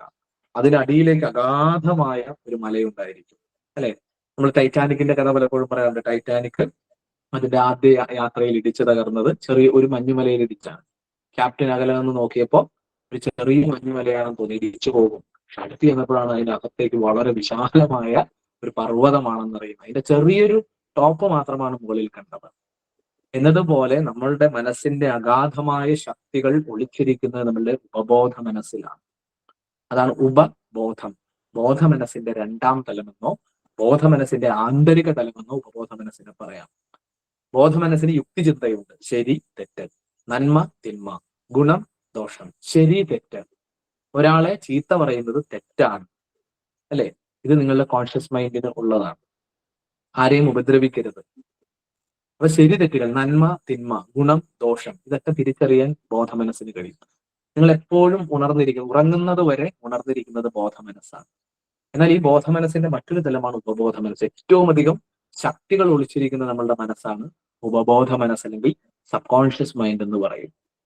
ഈ സബ് കോൺഷ്യസ് മൈൻഡിന്റെ പവറിനെയാണ് ആയുഷ് കല ഉണർത്തുന്നത്. കാരണം കണ്ണടച്ച് നിങ്ങൾ ശ്രദ്ധാപൂർവം നിങ്ങളുടെ ഉള്ളിലേക്കുള്ള ഓരോ ഊർജത്തെയും അറിഞ്ഞു ചെയ്യുമ്പോൾ നിങ്ങളുടെ സബ് കോൺഷ്യസ് മൈൻഡിൽ പലതരത്തിലുള്ള ചലനങ്ങൾ സൃഷ്ടിക്കപ്പെടും എന്നുള്ളതാണ്. മനസ്സ് എന്ന് പറയുന്നത് ചിന്തകൾ, ആഗ്രഹങ്ങൾ, വികാരങ്ങൾ, ഇത് ചേരുന്നതാണ് മനുഷ്യ മനസ്സ് എന്ന് പറയുന്നത്. അല്ലെ, എനിക്ക് ചിന്തകളുണ്ട്, നിങ്ങൾക്കും ചിന്തകളുണ്ട്. എന്താണ് ചിന്ത എന്ന് പറഞ്ഞാൽ? അനേക ചിന്തകൾ ഫ്രാക്ഷൻ ഓഫ് സെക്കൻഡിൽ നമ്മുടെ മൈൻഡിലൂടെ കടന്നു പോകും. അല്ലെ, അതിൽ പോസിറ്റീവ് ചിന്തകളുമുണ്ട്, നെഗറ്റീവ് ചിന്തകളും ഉണ്ടായിരിക്കും. നന്മയുള്ള ചിന്തകളുമുണ്ട്, അവനിട്ട് 2 അടി കൊടുക്കണം, ഇത് തിന്മയുള്ള ചിന്തയാണ്. അല്ലെ, എല്ലാവർക്കും നല്ലത് വരട്ടെ, ഇത് നന്മയുള്ള ഗുണപരമായ ചിന്തയാണ്, ദോഷപരമായ ചിന്തയാണ്. എന്നെ കൊണ്ട് ഒന്നിനും കഴിവില്ല, ഇത് ദോഷചിന്തയാണ്. ഞാൻ വിജയിക്കും, ഇത് ഗുണപരമായിട്ടുള്ള ചിന്തയാണ്. അല്ലെ, ഞാൻ നേടും, ഇത് പോസിറ്റീവ് ചിന്തയാണ്. ഞാൻ നേടില്ല, ഇത് നെഗറ്റീവ് ചിന്ത. എങ്ങനെ നമുക്ക് മനസ്സിനെ പോസിറ്റീവ് ആക്കാം? ധാരാളം പേര് ചോദിക്കുന്ന ഒരു ചോദ്യമാണ്, എങ്ങനെ മനസ്സിനെ പോസിറ്റീവ് ആക്കാം? നിങ്ങളുടെ ചിന്തകളാണ്, നിങ്ങളുടെ ആഗ്രഹങ്ങളാണ്, നിങ്ങളുടെ ഇമോഷൻസ് ആണ് മനസ്സ്. ഇപ്പോൾ നമ്മൾ മനസ്സിലാക്കുക, ചിന്തകൾ, ആഗ്രഹങ്ങൾ, വികാരങ്ങൾ, ഇവ സ്പന്ദിക്കുന്ന സൂക്ഷ്മ മണ്ഡലമാണ് മനസ്സ്. കൈ പോലെ മനസ്സിനെ കാണാൻ കഴിയില്ല, നമ്മളുടെ തല പോലെ നമുക്ക് മനസ്സിനെ കാണാൻ കഴിയില്ല, നമ്മളെ മൊബൈൽ ഫോൺ പോലെ മനസ്സിനെ കാണാൻ കഴിയില്ല, പക്ഷെ അനുഭവിക്കാൻ കഴിയും. വായുവിനെ നിങ്ങൾക്ക് കാണാൻ കഴിയുന്നില്ല, വായുവിലെ ഓക്സിജനെ നിങ്ങൾക്ക് തിരിച്ചറിയാൻ കഴിയുന്നില്ല, പക്ഷെ അതേ വായുവിലെ അതേ ഓക്സിജനെ കൊണ്ടാണ് നമ്മൾ ജീവിക്കുന്നത്. ഇല്ലേ? അപ്പൊ നമ്മൾ അറിയാത്തത് കൊണ്ട് അതില്ല എന്നല്ല, ഉണ്ട്. അപ്പൊ മനസ്സിന് പല തലങ്ങളുണ്ടെന്ന് ഋഷികൾ പറയും. അപ്പൊ നിങ്ങൾ പലപ്പോഴും ഇരുന്ന് ചിന്തിക്കാറുണ്ട്, ബഹുഭൂരിപക്ഷം മനുഷ്യർ, ഏതാണ്ട് 80-85% മനുഷ്യരുടെയും ചിന്താഗതി ഭൂരിഭാഗം സമയവും നെഗറ്റീവ് ആണെന്നാണ് പറയുക. അതിന് പല സാഹചര്യങ്ങൾ ഉണ്ടാവും. അപ്പൊ എന്ത് വേണം ജീവിതത്തിൽ വിജയിക്കണമെങ്കിൽ? എന്ത് വേണം? നിങ്ങൾ നെഗറ്റീവ് ചിന്ത കൊണ്ട് എന്തെങ്കിലും നേടുമോ എന്ന് ചിന്തിച്ചു നോക്കൂ. ഇല്ല ഇല്ല എന്ന ചിന്ത കൊണ്ട് ആ ഇല്ലായ്മയാണ് നിങ്ങളുടെ ഉള്ളിൽ നിറയുക. സമൃദ്ധി ചിന്ത കൊണ്ട് സമൃദ്ധിയാണ് നിങ്ങളുടെ ഉള്ളിൽ നിറയുക. അപ്പൊ ആദ്യം വേണ്ടത്, മനസ്സിനെ ശാന്തവും ശക്തവുമാക്കാൻ ആദ്യം വേണ്ടത് നിങ്ങളുടെ ചിന്തകളെ പോസിറ്റീവ് ആക്കുക. നോ എന്ന് പറയുന്നിടത്തെല്ലാം യെസ് എന്ന് പറയാൻ പഠിക്കണം. നേടില്ല എന്നുള്ള ചിന്തയ്ക്ക് പകരം നേടും എന്നുള്ള ചിന്ത വേണം. ഞാൻ ദുഃഖിതനാണ് എന്ന ചിന്തയ്ക്ക് പകരം ഞാൻ സുഖവാനാണ് എന്നുള്ള ചിന്ത വേണം. ചിന്തകൾ കുറെ കൂടി കടുക്കുമ്പോഴാണ് എന്താകുന്നത്? നമ്മുടെ ഡിസയേഴ്സ്, ആഗ്രഹങ്ങളായിട്ട് മാറുന്നത്. അനേക ചിന്തകൾ നിങ്ങളുടെ മനസ്സിൽ, ഇപ്പൊ നിങ്ങളൊരു ഒരു ഒരു റോട്ടിൽ കൂടി നടന്നു പോകുകയാണ്, പല കാര്യങ്ങൾ നിങ്ങൾ കണ്ണിലൂടെ കാണുന്നുണ്ട്, ചെവിയിലൂടെ കേൾക്കുന്നുണ്ട്, അതിപ്പോഴുള്ള ദൃശ്യങ്ങളെ കാണുന്നു. ഇനി ആ കണ്ണിലൂടെ കണ്ട കാര്യം, നിങ്ങൾ റോട്ടിൽ കൂടി നടന്നു പോകുമ്പോൾ ഒരു കൊച്ചു കുഞ്ഞ് ഒരമ്മയുടെ കൈ പിടിച്ച് ഒരു കാറ്റത്ത് കറങ്ങുന്ന ഒരു പമ്പരവുമായിട്ട് പോകുന്നു, നിങ്ങൾ ആ ദൃശ്യം കാണുന്നു. അത് നിങ്ങളുടെ ഉപബോധ മനസ്സിലെ നിങ്ങളുടെ കൊച്ചു കുഞ്ഞിനെ ഉണർത്താം. നിങ്ങൾ 10 വയസ്സിൽ നിങ്ങളുടെ അച്ഛന്റെ അമ്മയുടെ കൈപിടിച്ച് കടൽ തീരത്ത് നടന്ന ആ ചിന്ത ഈ പ്രസന്റ് ചിന്തയുമായിട്ട് കണക്ട് ചെയ്തു വരാം. ചിന്തകളെല്ലാം കണക്റ്റഡ് ആണ്. അത് പാസ്റ്റ്, പോയകാല ചിന്തകളുണ്ട്, ഇനി വരാൻ പോകുന്ന ഭാവിയെ പറ്റിയുള്ള പല കാര്യങ്ങളുമുണ്ട്. അപ്പൊ ചിന്തകൾ അനുനിമിഷം നമ്മുടെ ഉള്ളിൽ നടക്കുന്നു. ഇപ്പൊ നിങ്ങൾ ഗൂഗിൾ മീറ്റ് ക്ലാസ് കാണുന്നതിനിടയ്ക്കും പലതിനെയും പറ്റി ചിന്തിക്കുന്നുണ്ട്. ഇങ്ങനെ ഇത് എന്തൊക്കെ ഇരുന്ന് പറയണത്, അല്ല ഞാൻ ചോറ് കഴിച്ചിട്ടില്ല, ഇനി 9:45 നിന്നിട്ട് വേണം എനിക്ക് ഭക്ഷണം കഴിക്കാൻ. ഈ ചിന്തകളൊക്കെ പോകുന്നുണ്ട്. നാളെ ഓഫീസിൽ പോകണം, ഈ ക്ലാസ് കഴിഞ്ഞിട്ട് വേണം നാളത്തേക്കുള്ള ഇഡലിക്ക് മാവരയ്ക്കാൻ. ഇങ്ങനെ അനേക ചിന്തകൾ ഈ ക്ലാസ്സിൽ പങ്കെടുക്കുന്നവരുടെ ഇടയിൽ പോകുന്നുണ്ട്. പക്ഷെ നിങ്ങൾ ആയുഷ്കല ചെയ്യുന്നവരാണ് എന്നുള്ള ചിന്ത കൊണ്ട് അതിലേറ്റവും പ്രബലമായ ചിന്ത എന്തായിരിക്കും? ഈ ക്ലാസ് കേൾക്കുക എന്ന ചിന്തയായിരിക്കും. അതുകൊണ്ടാണ് അനേക ചിന്തകൾ ഉണ്ടെങ്കിലും ഒന്നിലേക്ക് നിങ്ങൾ കോൺസെൻട്രേറ്റ് ചെയ്യപ്പെടുന്നത്. നിങ്ങളൊരു റോട്ടിൽ കൂടി നടന്നു പോകുമ്പോൾ പല ദൃശ്യങ്ങൾ കാണും. അതിൽ നിങ്ങൾ ഒരു ഷോപ്പ് കാണുകയാണ്, അവിടെ ഇഷ്ടപ്പെട്ട നിങ്ങൾക്ക് ഉള്ള ഒരു ഫ്രൂട്ട് സലാഡ് ഉണ്ടാക്കി വെച്ചിരിക്കുന്നു. അപ്പൊ അനേക ചിന്തകളുണ്ട്. ആ ചിന്തകൾ അനേകം നിങ്ങളുടെ ഉള്ളിലൂടെ കടന്നുപോയി, അനേക ദൃശ്യങ്ങൾ നിങ്ങൾ കണ്ടു. പക്ഷെ നിങ്ങളുടെ മനസ്സിന്റെ അന്തരംഗത്തിലുള്ള ഫ്രൂട്ട് സലാഡ് എന്ന ആഗ്രഹവുമായ ചിന്ത കണക്ട് ചെയ്യുന്നു. ചിന്തകൾ തീവ്രമാകുമ്പോഴാണ് ആഗ്രഹങ്ങൾ ഉണ്ടാകുന്നത്. അനേക ചിന്തകൾ കടന്നു പോകും. എനിക്ക് ഐശ്വര്യ റായെ കല്യാണം കഴിക്കണം എന്ന ചിന്ത, ഇതൊക്കെ ചിന്താതലത്തിലേ ഉള്ളൂ. അല്ലെ, എനിക്ക് അഭിഷേക് ബച്ചനെ പോലെ ഒരു ഭർത്താവ് ഒക്കെ ചിന്തയാണ്. പക്ഷെ നിങ്ങളുടെ യുക്തിക്കറിയാം അതൊന്നും നടക്കുന്ന കാര്യമല്ല. അപ്പൊ അങ്ങനെ ഓരോ നിമിഷവും പല പല കാര്യങ്ങൾക്കുള്ള ആഗ്രഹം പോകാറുണ്ട്. അപ്പൊ ചിന്തകൾ തീവ്രമാകുന്നതാണ് ആഗ്രഹമായി മാറുക. അനേക ചിന്തകളിൽ ഒന്ന് നിങ്ങളുടെ മൈൻഡിൽ ആവർത്തിക്കപ്പെടുമ്പോൾ അത് ആഗ്രഹമായിട്ട് മാറുന്നു. ഒരു ഷോപ്പിലേക്ക് ചെല്ലുമ്പോൾ, നിങ്ങൾ കൊച്ചി ലുലു മാളിൽ പോകുമ്പോൾ ഒരുപാട് സാധനങ്ങൾ കാണുന്നുണ്ട്. നിങ്ങൾക്ക് ഇഷ്ടപ്പെട്ട ഒരു സംഗതി കണ്ടു, അനേക ദൃശ്യങ്ങളിൽ നിന്ന് ഇഷ്ടപ്പെട്ട ഒന്നിലേക്ക് നിങ്ങൾ കോൺസെൻട്രേറ്റ് ചെയ്യുന്നു, അത് വേണം എന്ന് നിങ്ങൾ ആഗ്രഹിക്കുന്നു, അല്ലെ? ചിന്തകൾ അനേകമുണ്ട്, അതിൽ നിന്ന് വേണം വേണ്ട എന്നുള്ള തലം വരുമ്പോഴാണ് അത് ആഗ്രഹമാകുന്നത്, ആഗ്രഹ നിരാകരണമാകുന്നത്. ചിന്തകൾ തീവ്രമാകുമ്പോൾ ആഗ്രഹമാകും, ആഗ്രഹം കുറെ കൂടി തീവ്രമായി, അല്ലെ, അത് വൈകാരികമായിട്ട് മാറും, ഇമോഷൻസ് അവിടെ രൂപപ്പെടും. ഇപ്പം ഒരു പ്രേമം, ഒരു പ്രേമിക്കുന്ന ഒരാളെ സംബന്ധിച്ചിടത്തോളം അനേക സ്ത്രീകളെ അയാൾ കാണുന്നുണ്ട്, അല്ലെങ്കിൽ ഒരു പുരുഷനെ അവർ കാണുന്നുണ്ട്. പക്ഷെ തനിക്ക് ഏറ്റവും ഇഷ്ടപ്പെട്ട, തനിക്ക് വേണം എന്ന് ആഗ്രഹിക്കുന്ന ആ പുരുഷൻ, അല്ലെ, അതിനുവേണ്ടി നമ്മൾ തീവ്രമായി ആഗ്രഹിക്കുമ്പോൾ അത് നമ്മുടെ ഇമോഷൻസ് ആയി മാറും. കല്യാണം കഴിച്ചേ തീരൂ. പ്രേമവിവാഹങ്ങളൊക്കെ അങ്ങനെയല്ലേ? പ്രേമിക്കുമ്പോ പൊന്നേ കരളെ എന്നൊക്കെ പറഞ്ഞ് പ്രേമിക്കും, കല്യാണം കഴിയുമ്പോൾ ആ ഉണ്ടായിരുന്ന ഊഷ്മളത പലർക്കും നഷ്ടപ്പെടാറുണ്ട്, അല്ലെ? ഏറ്റവും അധികം വിവാഹ മോചനങ്ങൾ നടക്കുന്നത് ഒരു സ്ഥലം നമ്മളുടെ കേരളമാണ് എന്ന് അറിയുമ്പോൾ നമ്മൾ അത്ഭുതപ്പെട്ടു പോകും. അത് പലതും പ്രണയവിവാഹങ്ങളായിരുന്നത് പിന്നീട് കല്യാണം കഴിഞ്ഞു പോകാറുണ്ട്. ചെറിയ ചില കാര്യങ്ങൾ കൊണ്ടാണ്. ഒന്ന്, നമുക്ക് മനസ്സിന് സ്വസ്ഥതയില്ല, മനസ്സിന് ശാന്തിയില്ല, ഇമോഷൻസിനെ എങ്ങനെ കൺട്രോൾ ചെയ്യണമെന്ന് നമുക്ക് അറിയില്ല, വിട്ടുവീഴ്ചയില്ല. പലപ്പോഴും ഇതുകൊണ്ടാണ് വിവാഹമോചനങ്ങൾ വളരെയധികം കൂടുന്നത്. വിവാഹപൂർവ്വ കൗൺസിലിംഗ് ഒക്കെ വളരെ ആവശ്യമാണ് നമ്മളുടെ സമൂഹത്തിൽ. ഇപ്പൊ കല്യാണം കഴിക്കുക, ഡൈവോഴ്സ് ചെയ്യുക എന്ന രീതിയിലേക്ക് നമ്മുടെ സമൂഹം മാറുന്നുണ്ട്. അതൊരിക്കലും ആശ്വാസ്യകരമായ കാര്യമല്ല. മറ്റൊരു വിഷയം ഞാൻ പറഞ്ഞത്, ചിന്തകൾ മനുഷ്യ മനസ്സിന്റെ സൃഷ്ടിയാണ്. ചിന്തകൾ തീവ്രമാകുമ്പോഴാണ് ആഗ്രഹമുണ്ടാകുന്നത്. ആഗ്രഹം തീവ്രമാകുമ്പോഴാണ് എന്ത് സംഭവിക്കുന്നത്? ഇമോഷൻസ് നമ്മുടെ ഉള്ളിൽ രൂപപ്പെടുക. അപ്പൊ ചിന്തകൾ, ആഗ്രഹങ്ങൾ, വികാരങ്ങൾ, ഇവയുടെ സ്പന്ദന മണ്ഡലത്തെയാണ് നമ്മൾ മനുഷ്യ മനസ്സ് എന്ന് പറയുക. അപ്പൊ ചിന്തകൾ പോസിറ്റീവായാൽ, നമ്മളുടെ ആഗ്രഹങ്ങൾ പോസിറ്റീവായാൽ, നമ്മളുടെ ഇമോഷൻസ് പോസിറ്റീവായാൽ നിങ്ങളുടെ മനസ്സ് കൺട്രോൾ ആവും. വേണ്ട എന്ന് പറയുന്നിടത്ത് വേണം എന്ന് പറയാൻ പഠിക്കണം. നോ എന്ന് എന്നെ കൊണ്ടൊന്നിനും കഴിയില്ല എന്ന് പറയുന്നിടത്ത് കഴിയുമെന്ന് പറയാം. പലരും ചോദിക്കാറുള്ള ഒരു ചോദ്യമുണ്ട്, ഞാൻ വളരെയധികം ദേഷ്യപ്പെടുന്നു, എങ്ങനെ ആ ദേഷ്യത്തെ മാറ്റും? ഒന്ന്, നിങ്ങൾ ആ സാഹചര്യത്തിൽ നിന്ന് മാറുക. കഴിഞ്ഞ ക്ലാസ്സുകളിൽ നമ്മൾ പറഞ്ഞു, ഭാര്യയും ഭർത്താവും തമ്മിൽ വളരെ സ്നേഹമാണ്, പക്ഷെ ഒരിടയ്ക്ക് നമ്മൾ ചില കാര്യങ്ങളിൽ വളരെയധികം വഴക്കിടും. രണ്ടുപേരും ബെഡ്റൂമിൽ ഇരുന്ന് ഘോരഘോരം വഴക്കാണ്, അല്ലെ? വഴക്കിടുമ്പോൾ എന്താ ചെയ്യുന്നത്? നമ്മൾ അയാളെ കെട്ടും, അല്ലെ? അയാളെ താഴ്ത്തിക്കെട്ടും, അയാളുടെ നെഗറ്റീവ് കാര്യങ്ങൾ പറയും, അയാളുടെ കുടുംബത്തെ പറയും. അങ്ങനെ പലതുമാണ് നമ്മൾ നെഗറ്റീവായിട്ടുള്ള ആർഗ്യുമെന്റ്സ് ആണ് ഉണ്ടാക്കുന്നത്. മറിച്ച് ഒരാള് ചീത്ത പറയുമ്പോൾ മറ്റൊരാൾ അല്പസമയം സൈലന്റ് ആയാലും പലപ്പോഴും ഒന്നും വിട്ടുവീഴ്ചകൾ നമുക്ക് ഇല്ല. ഇതിന്റെയൊക്കെ അടിസ്ഥാനം മനസ്സാണ്, മനസ്സ് കൺട്രോൾഡ് അല്ല. അപ്പൊ ഒന്ന്, നിങ്ങൾ ആ സാഹചര്യത്തിൽ നിന്ന് മാറുക. ഒരാൾ ബെഡ്റൂമിൽ നിന്ന് പോകുക, ശാന്തി ആഗ്രഹിക്കുന്നവരാണെങ്കിൽ. കാരണം നിങ്ങൾ സ്നേഹിക്കുമ്പോഴും, നിങ്ങൾ വഴക്കിടുമ്പോഴും വിടുമ്പോഴും, ഏത് ഇമോഷൻസ് രൂപപ്പെടുമ്പോഴും നിങ്ങൾക്ക് ചുറ്റും നിങ്ങൾ അറിയാത്തൊരു ഫ്രീക്വൻസി രൂപപ്പെടും, ഒരു ഊർജ്ജമണ്ഡലം രൂപപ്പെടുമെന്നാണ് പറയുക. കുറെ സമയം നമ്മൾ നെഗറ്റീവ് ചിന്തിച്ചു കഴിഞ്ഞാൽ എന്തോ ഒരു എനർജി നമ്മളിൽ നിന്ന് നഷ്ടപ്പെടുന്നു നമുക്ക് ഫീൽ ചെയ്യാറുണ്ട്. ഉണ്ട്. നിങ്ങൾ പോസിറ്റീവായിട്ടിരിക്കുമ്പോൾ, നന്നായിട്ട് മെഡിറ്റേഷൻ ചെയ്യുമ്പോൾ, ആയുഷ്കല ചെയ്യുമ്പോൾ, അല്ലെങ്കിൽ നിങ്ങൾക്ക് ഇഷ്ടമുള്ള പാട്ട് കേൾക്കുമ്പോൾ, സുഹൃത്തുക്കളുമായിട്ടിരിക്കുമ്പോൾ ഒരു പോസിറ്റീവായിട്ടുള്ള വൈബ് നിറയും. ഈ പ്രപഞ്ചത്തിൽ നല്ല എനർജികളുമുണ്ട്, നെഗറ്റീവായിട്ടുള്ള എനർജികളുമുണ്ട്. നമ്മൾ എന്തിലേക്കാണോ നമ്മൾ ട്യൂൺ ചെയ്യുന്നത് അത് നമ്മളിലേക്ക് വരും. അപ്പൊ ഒരു ഭാര്യയും ഭർത്താവും അല്ലെങ്കിൽ ആരുമായിട്ട് വഴക്കിടുമ്പോഴും ഒന്ന്, നമ്മൾ ആ അറ്റ്മോസ്ഫിയറിൽ നിന്ന് മാറണം. ഒരു മുറിയിൽ ഇരുന്ന് വഴക്കിടുകയാണെങ്കിൽ ആ മുറിയിൽ നിന്ന് ഒരാൾ മാറണം. അപ്പൊ ആ എനർജി കട്ടാവും. വേറൊരു സ്ഥലത്തേക്ക് പോയി അവിടെ നിന്ന് അല്പസമയം വഴക്കിട്ടോ കുഴപ്പമില്ല, എങ്കിലും കുറച്ച് കഴിയുമ്പോൾ ആ എനർജി ഫീൽഡ്, ആ എനർജി അവിടെ ഇങ്ങനെ കൂട്ടി കൂട്ടി കൂട്ടി കൂട്ടി നമ്മൾ കൊണ്ടുവരാൻ പാടില്ല. നിങ്ങൾ വെർബലി പറയുന്ന വാക്കുകൾ അയാളുടെ മനസ്സിനെ മുറിവേൽപ്പിക്കുന്നുണ്ട്. ഒരു ആയുധം കൊണ്ട് ഏൽപ്പിക്കുന്നതിനേക്കാൾ കൂടുതൽ മുറിവാണ് നാവ് കൊണ്ട് ഏൽപ്പിക്കുന്നത്. അതുകൊണ്ട് മനസ്സ വാച കർമ്മണ നല്ലത് ചിന്തിക്കുവാനും, ചിന്തിക്കുന്നത് പോലെ പറയുവാനും, പറയുന്നത് പോലെ പ്രവർത്തിക്കുവാനും കഴിയണം. അപ്പൊ ഇതിനെല്ലാം അടിസ്ഥാനം ഈ പറഞ്ഞതുപോലെ മൈൻഡാണ്. ഭാര്യാഭർത്തൃ ബന്ധത്തിലാണെങ്കിലും, നമ്മളുടെ ഓഫീസിലാണെങ്കിലും, നമ്മുടെ പേഴ്സണൽ ലൈഫിലാണെങ്കിലും, സോഷ്യൽ ലൈഫിലാണെങ്കിലും എല്ലായിടത്തും നമ്മളെ വിജയിപ്പിക്കുന്നത്, നമ്മളെ സുഖത്തിലേക്ക് കൊണ്ടുപോകുന്നത്, ഇല്ലെങ്കിൽ നമ്മളെ ദുഃഖത്തിലേക്ക് കൊണ്ടുപോകുന്നത് എല്ലാം മനസ്സിന്റെ ആറ്റിറ്റ്യൂഡാണ്. ആറ്റിറ്റ്യൂഡാണ് വളരെ ഇമ്പോർട്ടന്റ്. അപ്പൊ ഇതിന് എന്താണ് വേണ്ടത്? മനസ്സിനെ ശാന്തമാക്കാൻ കഴിയണം, മനസ്സിനെ സന്തോഷകരമാക്കാൻ കഴിയണം, മനസ്സിനെ ഊർജ്ജസ്വലമാക്കാൻ കഴിയണം. വിട്ടുവീഴ്ച വേണം. ജീവിതത്തിൽ എല്ലാവരെയും സ്നേഹിക്കാൻ നമ്മൾ പഠിക്കണം, തുറന്ന് സംസാരിക്കുവാൻ നമ്മൾ പഠിക്കണം.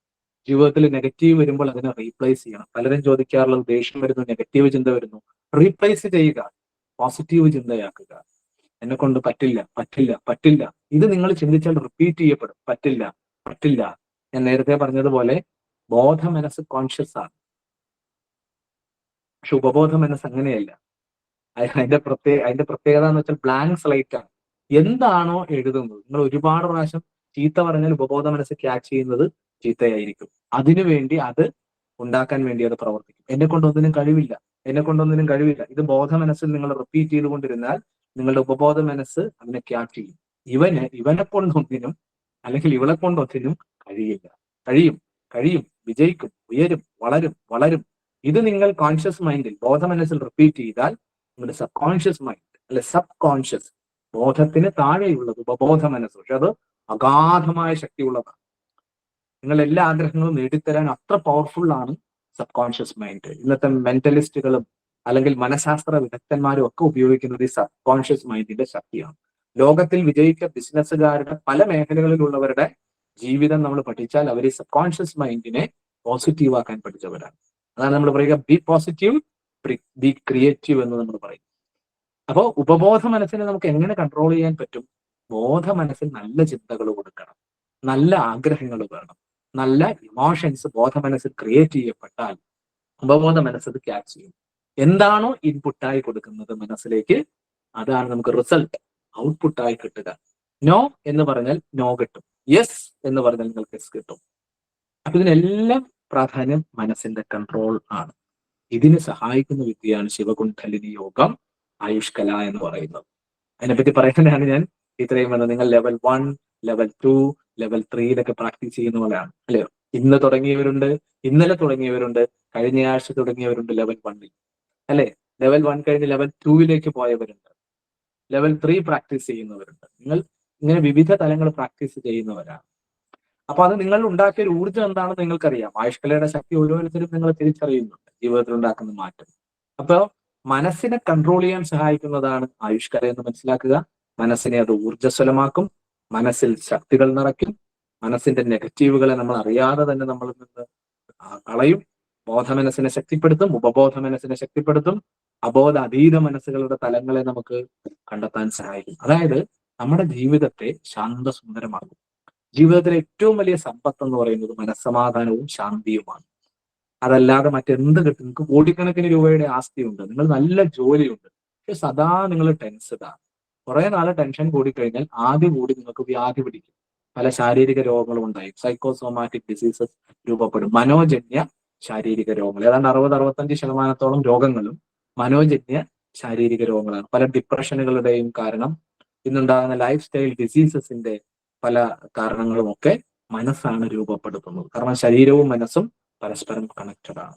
അപ്പൊ ആയുഷ്കല പോലെയുള്ള മെഡിറ്റേഷൻ ടെക്നിക്കുകൾ ചെയ്യുമ്പോൾ ശരീരം, മനസ്സ്, ബുദ്ധി, ആത്മാവ്, ഇത് 4 ചേരുന്നതാണ് ഒരു വ്യക്തി. നമ്മൾ എല്ലാ ക്ലാസ്സിലും പറയുന്ന കാര്യമാണ്. ശരീരത്തെ ഊർജ്ജസ്വലമാക്കാൻ കഴിയും, മനസ്സിനെ ശാന്തവും ശക്തവുമാക്കാൻ കഴിയും, ബുദ്ധിയെ സൂക്ഷ്മതയുള്ളതാക്കാൻ കഴിയും. നിങ്ങളുടെ ഉള്ളിലെ ഡിവൈൻ പവർ, കുണ്ഡലിനി ശക്തിയെ ആക്ടിവേറ്റ് ചെയ്യാനായിട്ട് ഈ മെത്തേഡ് നിങ്ങളെ സഹായിക്കും. ഓക്കെ, അപ്പൊ മനോനിയന്ത്രണമാണ് ജീവിത നിയന്ത്രണത്തിന്റെ മാർഗം. ചിന്തകളെ, ആഗ്രഹങ്ങളെ, വികാരങ്ങളെ നിയന്ത്രിക്കാൻ കഴിയുന്ന ഒരുവനും ജീവിതത്തെ വിജയപ്രദമാക്കാൻ കഴിയും. നോ എന്ന് പറയുന്നിടത്ത് ഇന്ന് മുതൽ നമ്മൾ എസ് പറയാൻ തുടങ്ങണം.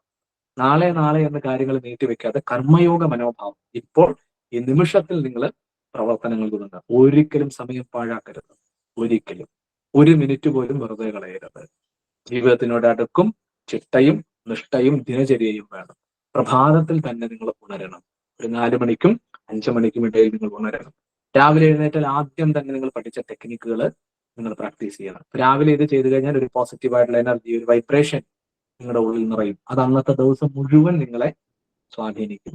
മനുഷ്യ ജീവിതമാകുമ്പോൾ സുഖമുണ്ടാകും, ദുഃഖമുണ്ടാകും, നേട്ടമുണ്ടാകും, കോട്ടമുണ്ടാകും, ലാഭമുണ്ടാകും, നഷ്ടമുണ്ടാകും. ഇതൊക്കെ ജീവിതത്തിന്റെ ഭാഗമാണ്. ഒരു കയറ്റമുണ്ടെങ്കിൽ ഒരു ഇറക്കമുണ്ട്, ഒരു ഇറക്കമുണ്ടെങ്കിൽ ഒരു കയറ്റമുണ്ടെന്ന് നിങ്ങൾ മനസ്സിലാക്കുക. എപ്പോഴും ശുഭപ്രതീക്ഷ ജീവിതത്തിൽ നമ്മൾ സദാ പുലർത്തണം. നിങ്ങൾ ഏറ്റവും അധികം സമയം ചെലവഴിക്കുന്നത് നിങ്ങളുടെ കുടുംബത്തിലാണ്. കൂടുമ്പോൾ ഇമ്പമുള്ളതാണ് കുടുംബം, കൂടുമ്പോൾ അടി കൂടുന്നതാകരുത് കുടുംബം. കുടുംബാംഗങ്ങൾ തമ്മിൽ ഏറ്റവും സ്നേഹപരമായ ഒരു വൈബ്രേഷൻ നിങ്ങൾ രൂപപ്പെടുത്തണം. ഭാര്യയും ഭർത്താവും, അച്ഛനും മക്കളും, അല്ലെങ്കിൽ നമ്മളുടെ വീട്ടിലുള്ള വൃദ്ധജനങ്ങൾ, മാതാപിതാക്കൾ, ഇവരെയൊക്കെ നമ്മൾ തുറന്ന മനസ്സോടെ സ്നേഹിക്കണം. അല്ലെ? സമൂഹത്തെ നമ്മൾ സേവിക്കണം. അശരണരെ, നിരാലംബരെ, ദുഃഖിതരെ, ദുരിതം അനുഭവിക്കുന്നവരെ, രോഗികളെ ഒക്കെ നമ്മളുടെ സമ്പത്തിന്റെ ഒരു ചെറിയ ഭാഗം കൊണ്ട് നമ്മൾ സഹായിക്കണം. അത് സാമൂഹിക സേവനമാണ്. അത് നമ്മൾ ചെയ്യണം. ഒപ്പം വൃക്ഷലതാദികളെ, പക്ഷിമൃഗാദികളെ സംരക്ഷിക്കണം. വീട്ടിൽ ഒരു ചെറിയ മാവും തയ്യെങ്കിലും നടണം. ഇല്ലെങ്കിൽ ഒരു അടുക്കളത്തോട്ടമെങ്കിലും ഉണ്ടാക്കണം. രാവിലെ എഴുന്നേറ്റ് ഒരു 10-15 മിനിറ്റ് സമയം ആ പ്രകൃതിയുമായിട്ടൊരു ബന്ധം വേണം. നമുക്ക് ഇന്നതില്ല. നമ്മൾ വലിയ വലിയ ആഡംബര ഫ്ലാറ്റുകളിലൊക്കെ താമസിക്കുമ്പോൾ പ്രകൃതിയുമായിട്ടുള്ള ബന്ധം നമുക്ക് വിച്ഛേദിച്ചു പോകും, അല്ലെ? നമ്മുടെ പോറ്റമ്മയായ ഭൂമിയെ, അതിനെ നമ്മൾ അറിയുന്നില്ല. ഭൂമിയുടെ സ്പർശനം നമ്മൾ അറിയുന്നില്ല. ഒരു ചെടിയെ നട്ട് പരിപാലിച്ച് വളർത്തുമ്പോൾ, അതിലൊരു പൂവ് നാമ്പിടുമ്പോൾ, അതൊരു കായായി വരുമ്പോൾ, അതൊരു ഫലമായി പുറത്തു വരുമ്പോൾ നമുക്കുണ്ടാകുന്ന സംതൃപ്തി വളരെ വലുതാണ്. അതൊക്കെ പലതരത്തിലുള്ള പോസിറ്റീവായിട്ടുള്ള ഇമോഷൻസ് നിങ്ങളുടെ ഉള്ളിലുണ്ട്. മാത്രമല്ല, നിങ്ങൾ ആ പ്രപഞ്ചത്തിന്റെ ഭാഗമാണ്. വീട്ടിലേക്കും ഫ്ലാറ്റിലൊക്കെ ആണെങ്കിലും എന്തെങ്കിലുമൊക്കെ ചെടികളോ പച്ചക്കറികളോ ഒക്കെ നട്ട് അവയെ പരിപാലിക്കണം. ഭൂതരണം എന്ന് പറയും. സസ്യങ്ങളെ, സസ്യലതാദികളെ, വൃക്ഷലതാദികളെ നമ്മൾ സംരക്ഷിക്കുക എന്ന് പറയുന്നത് ഒക്കെ മഹത്തായിട്ടുള്ളൊരു കാര്യമാണ്. ഇതാണ് മനുഷ്യ ജീവിതം എന്ന് പറയാം. അല്ലാതെ ജോലി, വീട്, ഫ്ലാറ്റ്, തിരിച്ചു വീട്, ജോലി, ഫ്ലാറ്റ് അല്ല. കാരണം ഒരിക്കൽ ഞാനും നിങ്ങളും ഈ ലോകത്ത് നിന്ന് പോകും. അതൊരു റിയാലിറ്റിയാണ്. 60, 70, 80, 90, 100 വയസ്സിനുള്ളിൽ നമ്മൾ ഈ ഭൂമിയിൽ നിന്ന് പോകും. നമ്മൾ ആർജിച്ചതൊന്നും ശാശ്വതമല്ല. ഭാര്യയോ മക്കളോ, ഏറ്റവും ഇഷ്ടപ്പെട്ടവളാണ് ഭാര്യ, ഭർത്താവ്. മരിച്ച 3 ദിവസം കഴിയട്ടെ, അല്ലെ? ബോഡി അവിടെ കിടന്നാൽ ഭാര്യ തന്നെ പറയും എങ്ങനെയെങ്കിലും ഈ സാധനം ഇവിടെ നിന്ന്, അല്ലെ? ഭർത്താവ് തന്നെ പറയും എടുത്തുകൊണ്ട് പോകാൻ.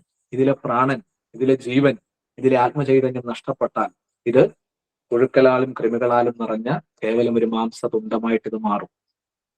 അത്രയേ ഉള്ളൂ നമ്മുടെ മനുഷ്യ ജീവിതം. നീർക്കുമിള പോലെയാണ് ജീവിതം. അതുകൊണ്ട് ഋഷികൾ പറയുന്നു, ജീവിക്കുന്നിടത്തോളം കാലം ശാന്തിയോടെ, സന്തോഷത്തോടെ, ഊർജ്ജസ്വലതയോടെ ജീവിക്കുക. വ്യക്തിപരമായി നിങ്ങൾ എപ്പോഴും സന്തോഷവാന്മാരാവണം, സന്തോഷവതികളാകണം. ആ സന്തോഷം, ആ ഊർജ്ജസ്വലത, ശാന്തി, സമാധാനം ഉള്ളിൽ നിറയണമെങ്കിൽ നിങ്ങളുടെ ജീവിതത്തിനോട്ട് അടുക്കും ചിട്ടയും നിഷ്ഠയും വേണം. ആയുഷ്കല നിങ്ങൾ പഠിപ്പിക്കുന്നത് ജീവിതത്തിന്റെ അടുക്കും ചിട്ടയും നിഷ്ഠയും മനസ്സിനെ ഊർജ്ജസ്വലമാക്കാനും പോസിറ്റീവ് ആക്കാനും ക്രിയേറ്റീവ് ആക്കാനുമുള്ള ഡിവൈൻ എനർജിയെ വലിച്ചെടുക്കലാണ് ആയുഷ്കല. അപ്പൊ അത് വളരെ നന്നായിട്ട് നമ്മൾ ചെയ്യണം. കിട്ടിയത് അമൂല്യമായൊരു നിധിയാണ്. ഇതുകൊണ്ട് നിങ്ങൾക്ക് എന്തും സാധ്യമാണ്. ജീവിതത്തെ പോസിറ്റീവ് ആക്കാനും ക്രിയേറ്റീവ് ആക്കാനും ഉള്ള എനർജി ആയുഷ്കല നിങ്ങൾക്ക് തരും. അപ്പൊ ലെവൽ 1 മുതൽ ലെവൽ 3 വരെ പ്രാക്ടീസ് ചെയ്യുന്ന ധാരാളം പേര് ഇന്നത്തെ മീറ്റിലുണ്ട്. 100ഓളം പേര് ഇന്ന് പങ്കെടുത്തിട്ടുണ്ട്. സന്തോഷം. അപ്പൊ നിങ്ങൾ നന്നായിട്ട് പ്രാക്ടീസ് ചെയ്യുക. ഇൻസ്ട്രക്ടേഴ്സ് ഒക്കെ വളരെ നല്ല രീതിയിൽ നിങ്ങൾ ക്ലാസ്സുകൾ എടുക്കുന്നുണ്ട്. ഹിമാലയൻ സിദ്ധാശ്രമ യോഗ സാധക കേന്ദ്രമാണ് ഈ ക്രിയ നിങ്ങളെ പഠിപ്പിക്കുന്നത്. നമ്മുടെ ക്ലാസ്സുകളെല്ലാം തികച്ചും സൗജന്യമാണ്. ആരിൽ നിന്നും 1 രൂപ പോലും വാങ്ങാതെയാണ് ഈ പ്രസ്ഥാനം 4 വർഷമായിട്ട് പ്രവർത്തിക്കുന്നത്. ആയിരക്കണക്കിന് 10,000-കണക്കിന് ആൾക്കാരിലേക്ക് ഈ വിദ്യ പകർന്ന് നമ്മൾ നൽകിയിട്ടുണ്ട്. ഹിമാലയത്തിലെ അതിപൗരാണികമായ പരമ്പര സ്വാമി നിഖിലേശ്വരാനന്ദ പരമഹംസജിയുടെ സിദ്ധാശ്രമ പരമ്പരയിൽ നിന്നാണ് നമ്മളെല്ലാം ഈ ക്രിയ പഠിക്കുന്നത്. ഓക്കെ, അപ്പൊ അതൊരു ഗുരു പരമ്പര സിസ്റ്റത്തിലാണ്. എന്റെ ഗുരുനാഥൻ സ്വാമി നിഖിലേശ്വരാനന്ദ പരമഹംസജി, അദ്ദേഹം അനുഗ്രഹിച്ച് നൽകിയിട്ടുള്ളതാണ് ഈ വിദ്യ. ആരൊക്കെയാണോ ഈ വിദ്യ ആത്മാർത്ഥതയോടെ ജീവിതത്തിൽ ചെയ്യുന്നത് അവർക്ക് എല്ലാ വിധത്തിലുള്ള ഭൗതികവും ആത്മീയവുമായ ജീവിത വിജയം, ശ്രേയസ്സും പ്രേയസ്സും നിറയുമെന്ന് ഗുരുനാഥൻ അനുഗ്രഹിച്ചു തന്നിട്ടുള്ള ഒരു വിദ്യ കൂടിയാണ്. അപ്പൊ നമ്മൾ ജസ്റ്റ് ചെയ്യുകയേ വേണ്ടൂ. ആ വലിയ ഈശ്വരന്റെ ഗുരുക്കന്മാരുടെ അനുഗ്രഹം സദാ നമ്മളുടെ ജീവിതത്തിൽ ഉണ്ടായിരിക്കും. അപ്പോ ഇത് മനസ്സിലാക്കി നിത്യവും ഈ ക്രിയ പ്രാക്ടീസ് ചെയ്യുക. ഓക്കെ, ഇതാണ് എനിക്ക് ലെവൽ 1, 2, 3 വരെയുള്ള പഠിതാക്കളോട് പറയാനുള്ളത്. നിങ്ങൾക്ക് എന്തെങ്കിലും സംശയങ്ങൾ ഉണ്ടെങ്കിൽ 10 മിനിറ്റ് സമയം, 10 മണിക്ക് നമ്മൾ ക്ലോസ് ചെയ്യും. നിങ്ങൾ ചോദിക്കുക. നിങ്ങളുടെ പരിശീലനവുമായി ബന്ധപ്പെട്ടോ കോമൺ ആയിട്ടോ എന്തെങ്കിലും സംശയം ഉണ്ടെങ്കിൽ ഹാൻഡ് റൈസ് ചെയ്യാം. രജനി PV ഹാൻഡ് റൈസ് ചെയ്തിട്ടുണ്ട്, ചോദിക്കൂ. നിങ്ങൾ അൺമ്യൂട്ട് ചെയ്തിട്ട് ചോദിക്കാം, ചോദ്യമുണ്ടെങ്കിൽ. ഞാൻ പറഞ്ഞല്ലോ, മനസ്സിലായോ? ഇത് ബോറടിച്ചോ? ഇല്ല. Hello sir.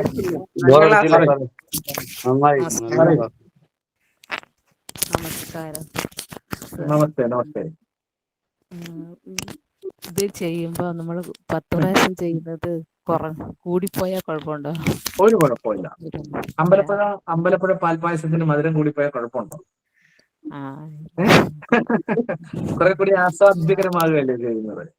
അപ്പോ അല്പം കൂടി 10 എന്നുള്ളത് 15ഓ 20ഓ ഒക്കെ ആയിപ്പോയാലും ഒരു കുഴപ്പമില്ല. ഇത് വളരെ സിമ്പിളാണ്. വളരെ വളരെ സിമ്പിൾ ആയിട്ടുള്ള ഒരു മെത്തേഡല്ലേ. അതുകൊണ്ട് കൂടിപ്പോയി എന്ന് കരുതി പിന്നെ നമ്മൾ എന്തുകൊണ്ടാണ് നിങ്ങൾ എണ്ണം ശ്രദ്ധിക്കണമെന്ന് പറയുന്നത് എന്തുകൊണ്ടാണ്? നമ്മുടെ മനസ്സിനെ ഏകാഗ്രമാക്കാനാണ്. എത്ര എണ്ണം ഞാൻ ചെയ്തു എന്നറിയണം. ആ മനസ്സ് കൂടുതൽ കോൺസെൻട്രേറ്റ് ചെയ്ത് പോകണം. ഓക്കെ, അപ്പൊ കൂടിപ്പോയി എന്ന് കരുതി പ്രശ്നമില്ല, എങ്കിലും ശ്രദ്ധാപൂർവം ചെയ്യുക. Okay, thank you. ഓക്കെ, ശരി. അടുത്ത ചോദ്യം.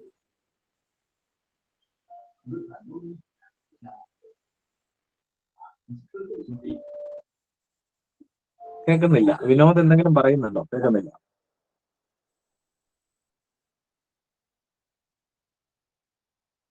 മറ്റ് സംശയങ്ങളില്ല എന്ന് ഞാൻ കരുതുന്നു. അപ്പോ നിങ്ങൾ നന്നായിട്ട് പ്രാക്ടീസ് ചെയ്യുക. സംശയങ്ങൾ എന്ത് വന്നാലും ഗ്രൂപ്പിൽ ചോദിക്കുക. പരിശീലനമാണ് മുഖ്യം. അതുല്യമായ ഒരു ക്രിയയാണെന്നറിയുക. ചിട്ടയോടെ ചെയ്യുക, നിഷ്ഠയോടെ ചെയ്യുക. ജീവിതത്തിന് ഒരു അടുക്കും ചിട്ടയും നിഷ്ഠയും പുലർത്തുക. എപ്പോഴും ഒരു ശാന്തിയോടെ, സമാധാനത്തോടെ, സന്തോഷത്തോടെ ജീവിക്കുക. വ്യക്തിപരമായി നമ്മൾ എപ്പോഴും സന്തോഷവാന്മാരാവുക.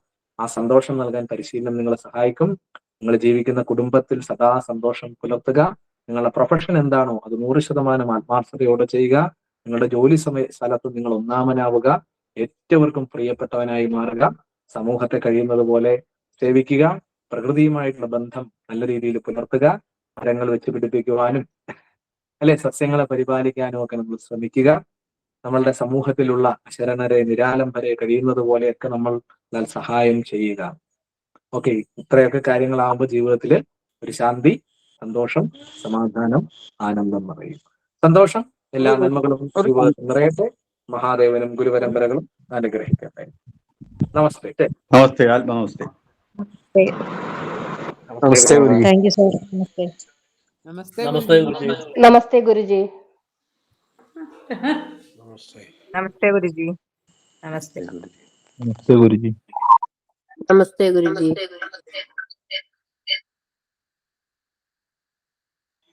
നമസ്തേ ഗുരുജി.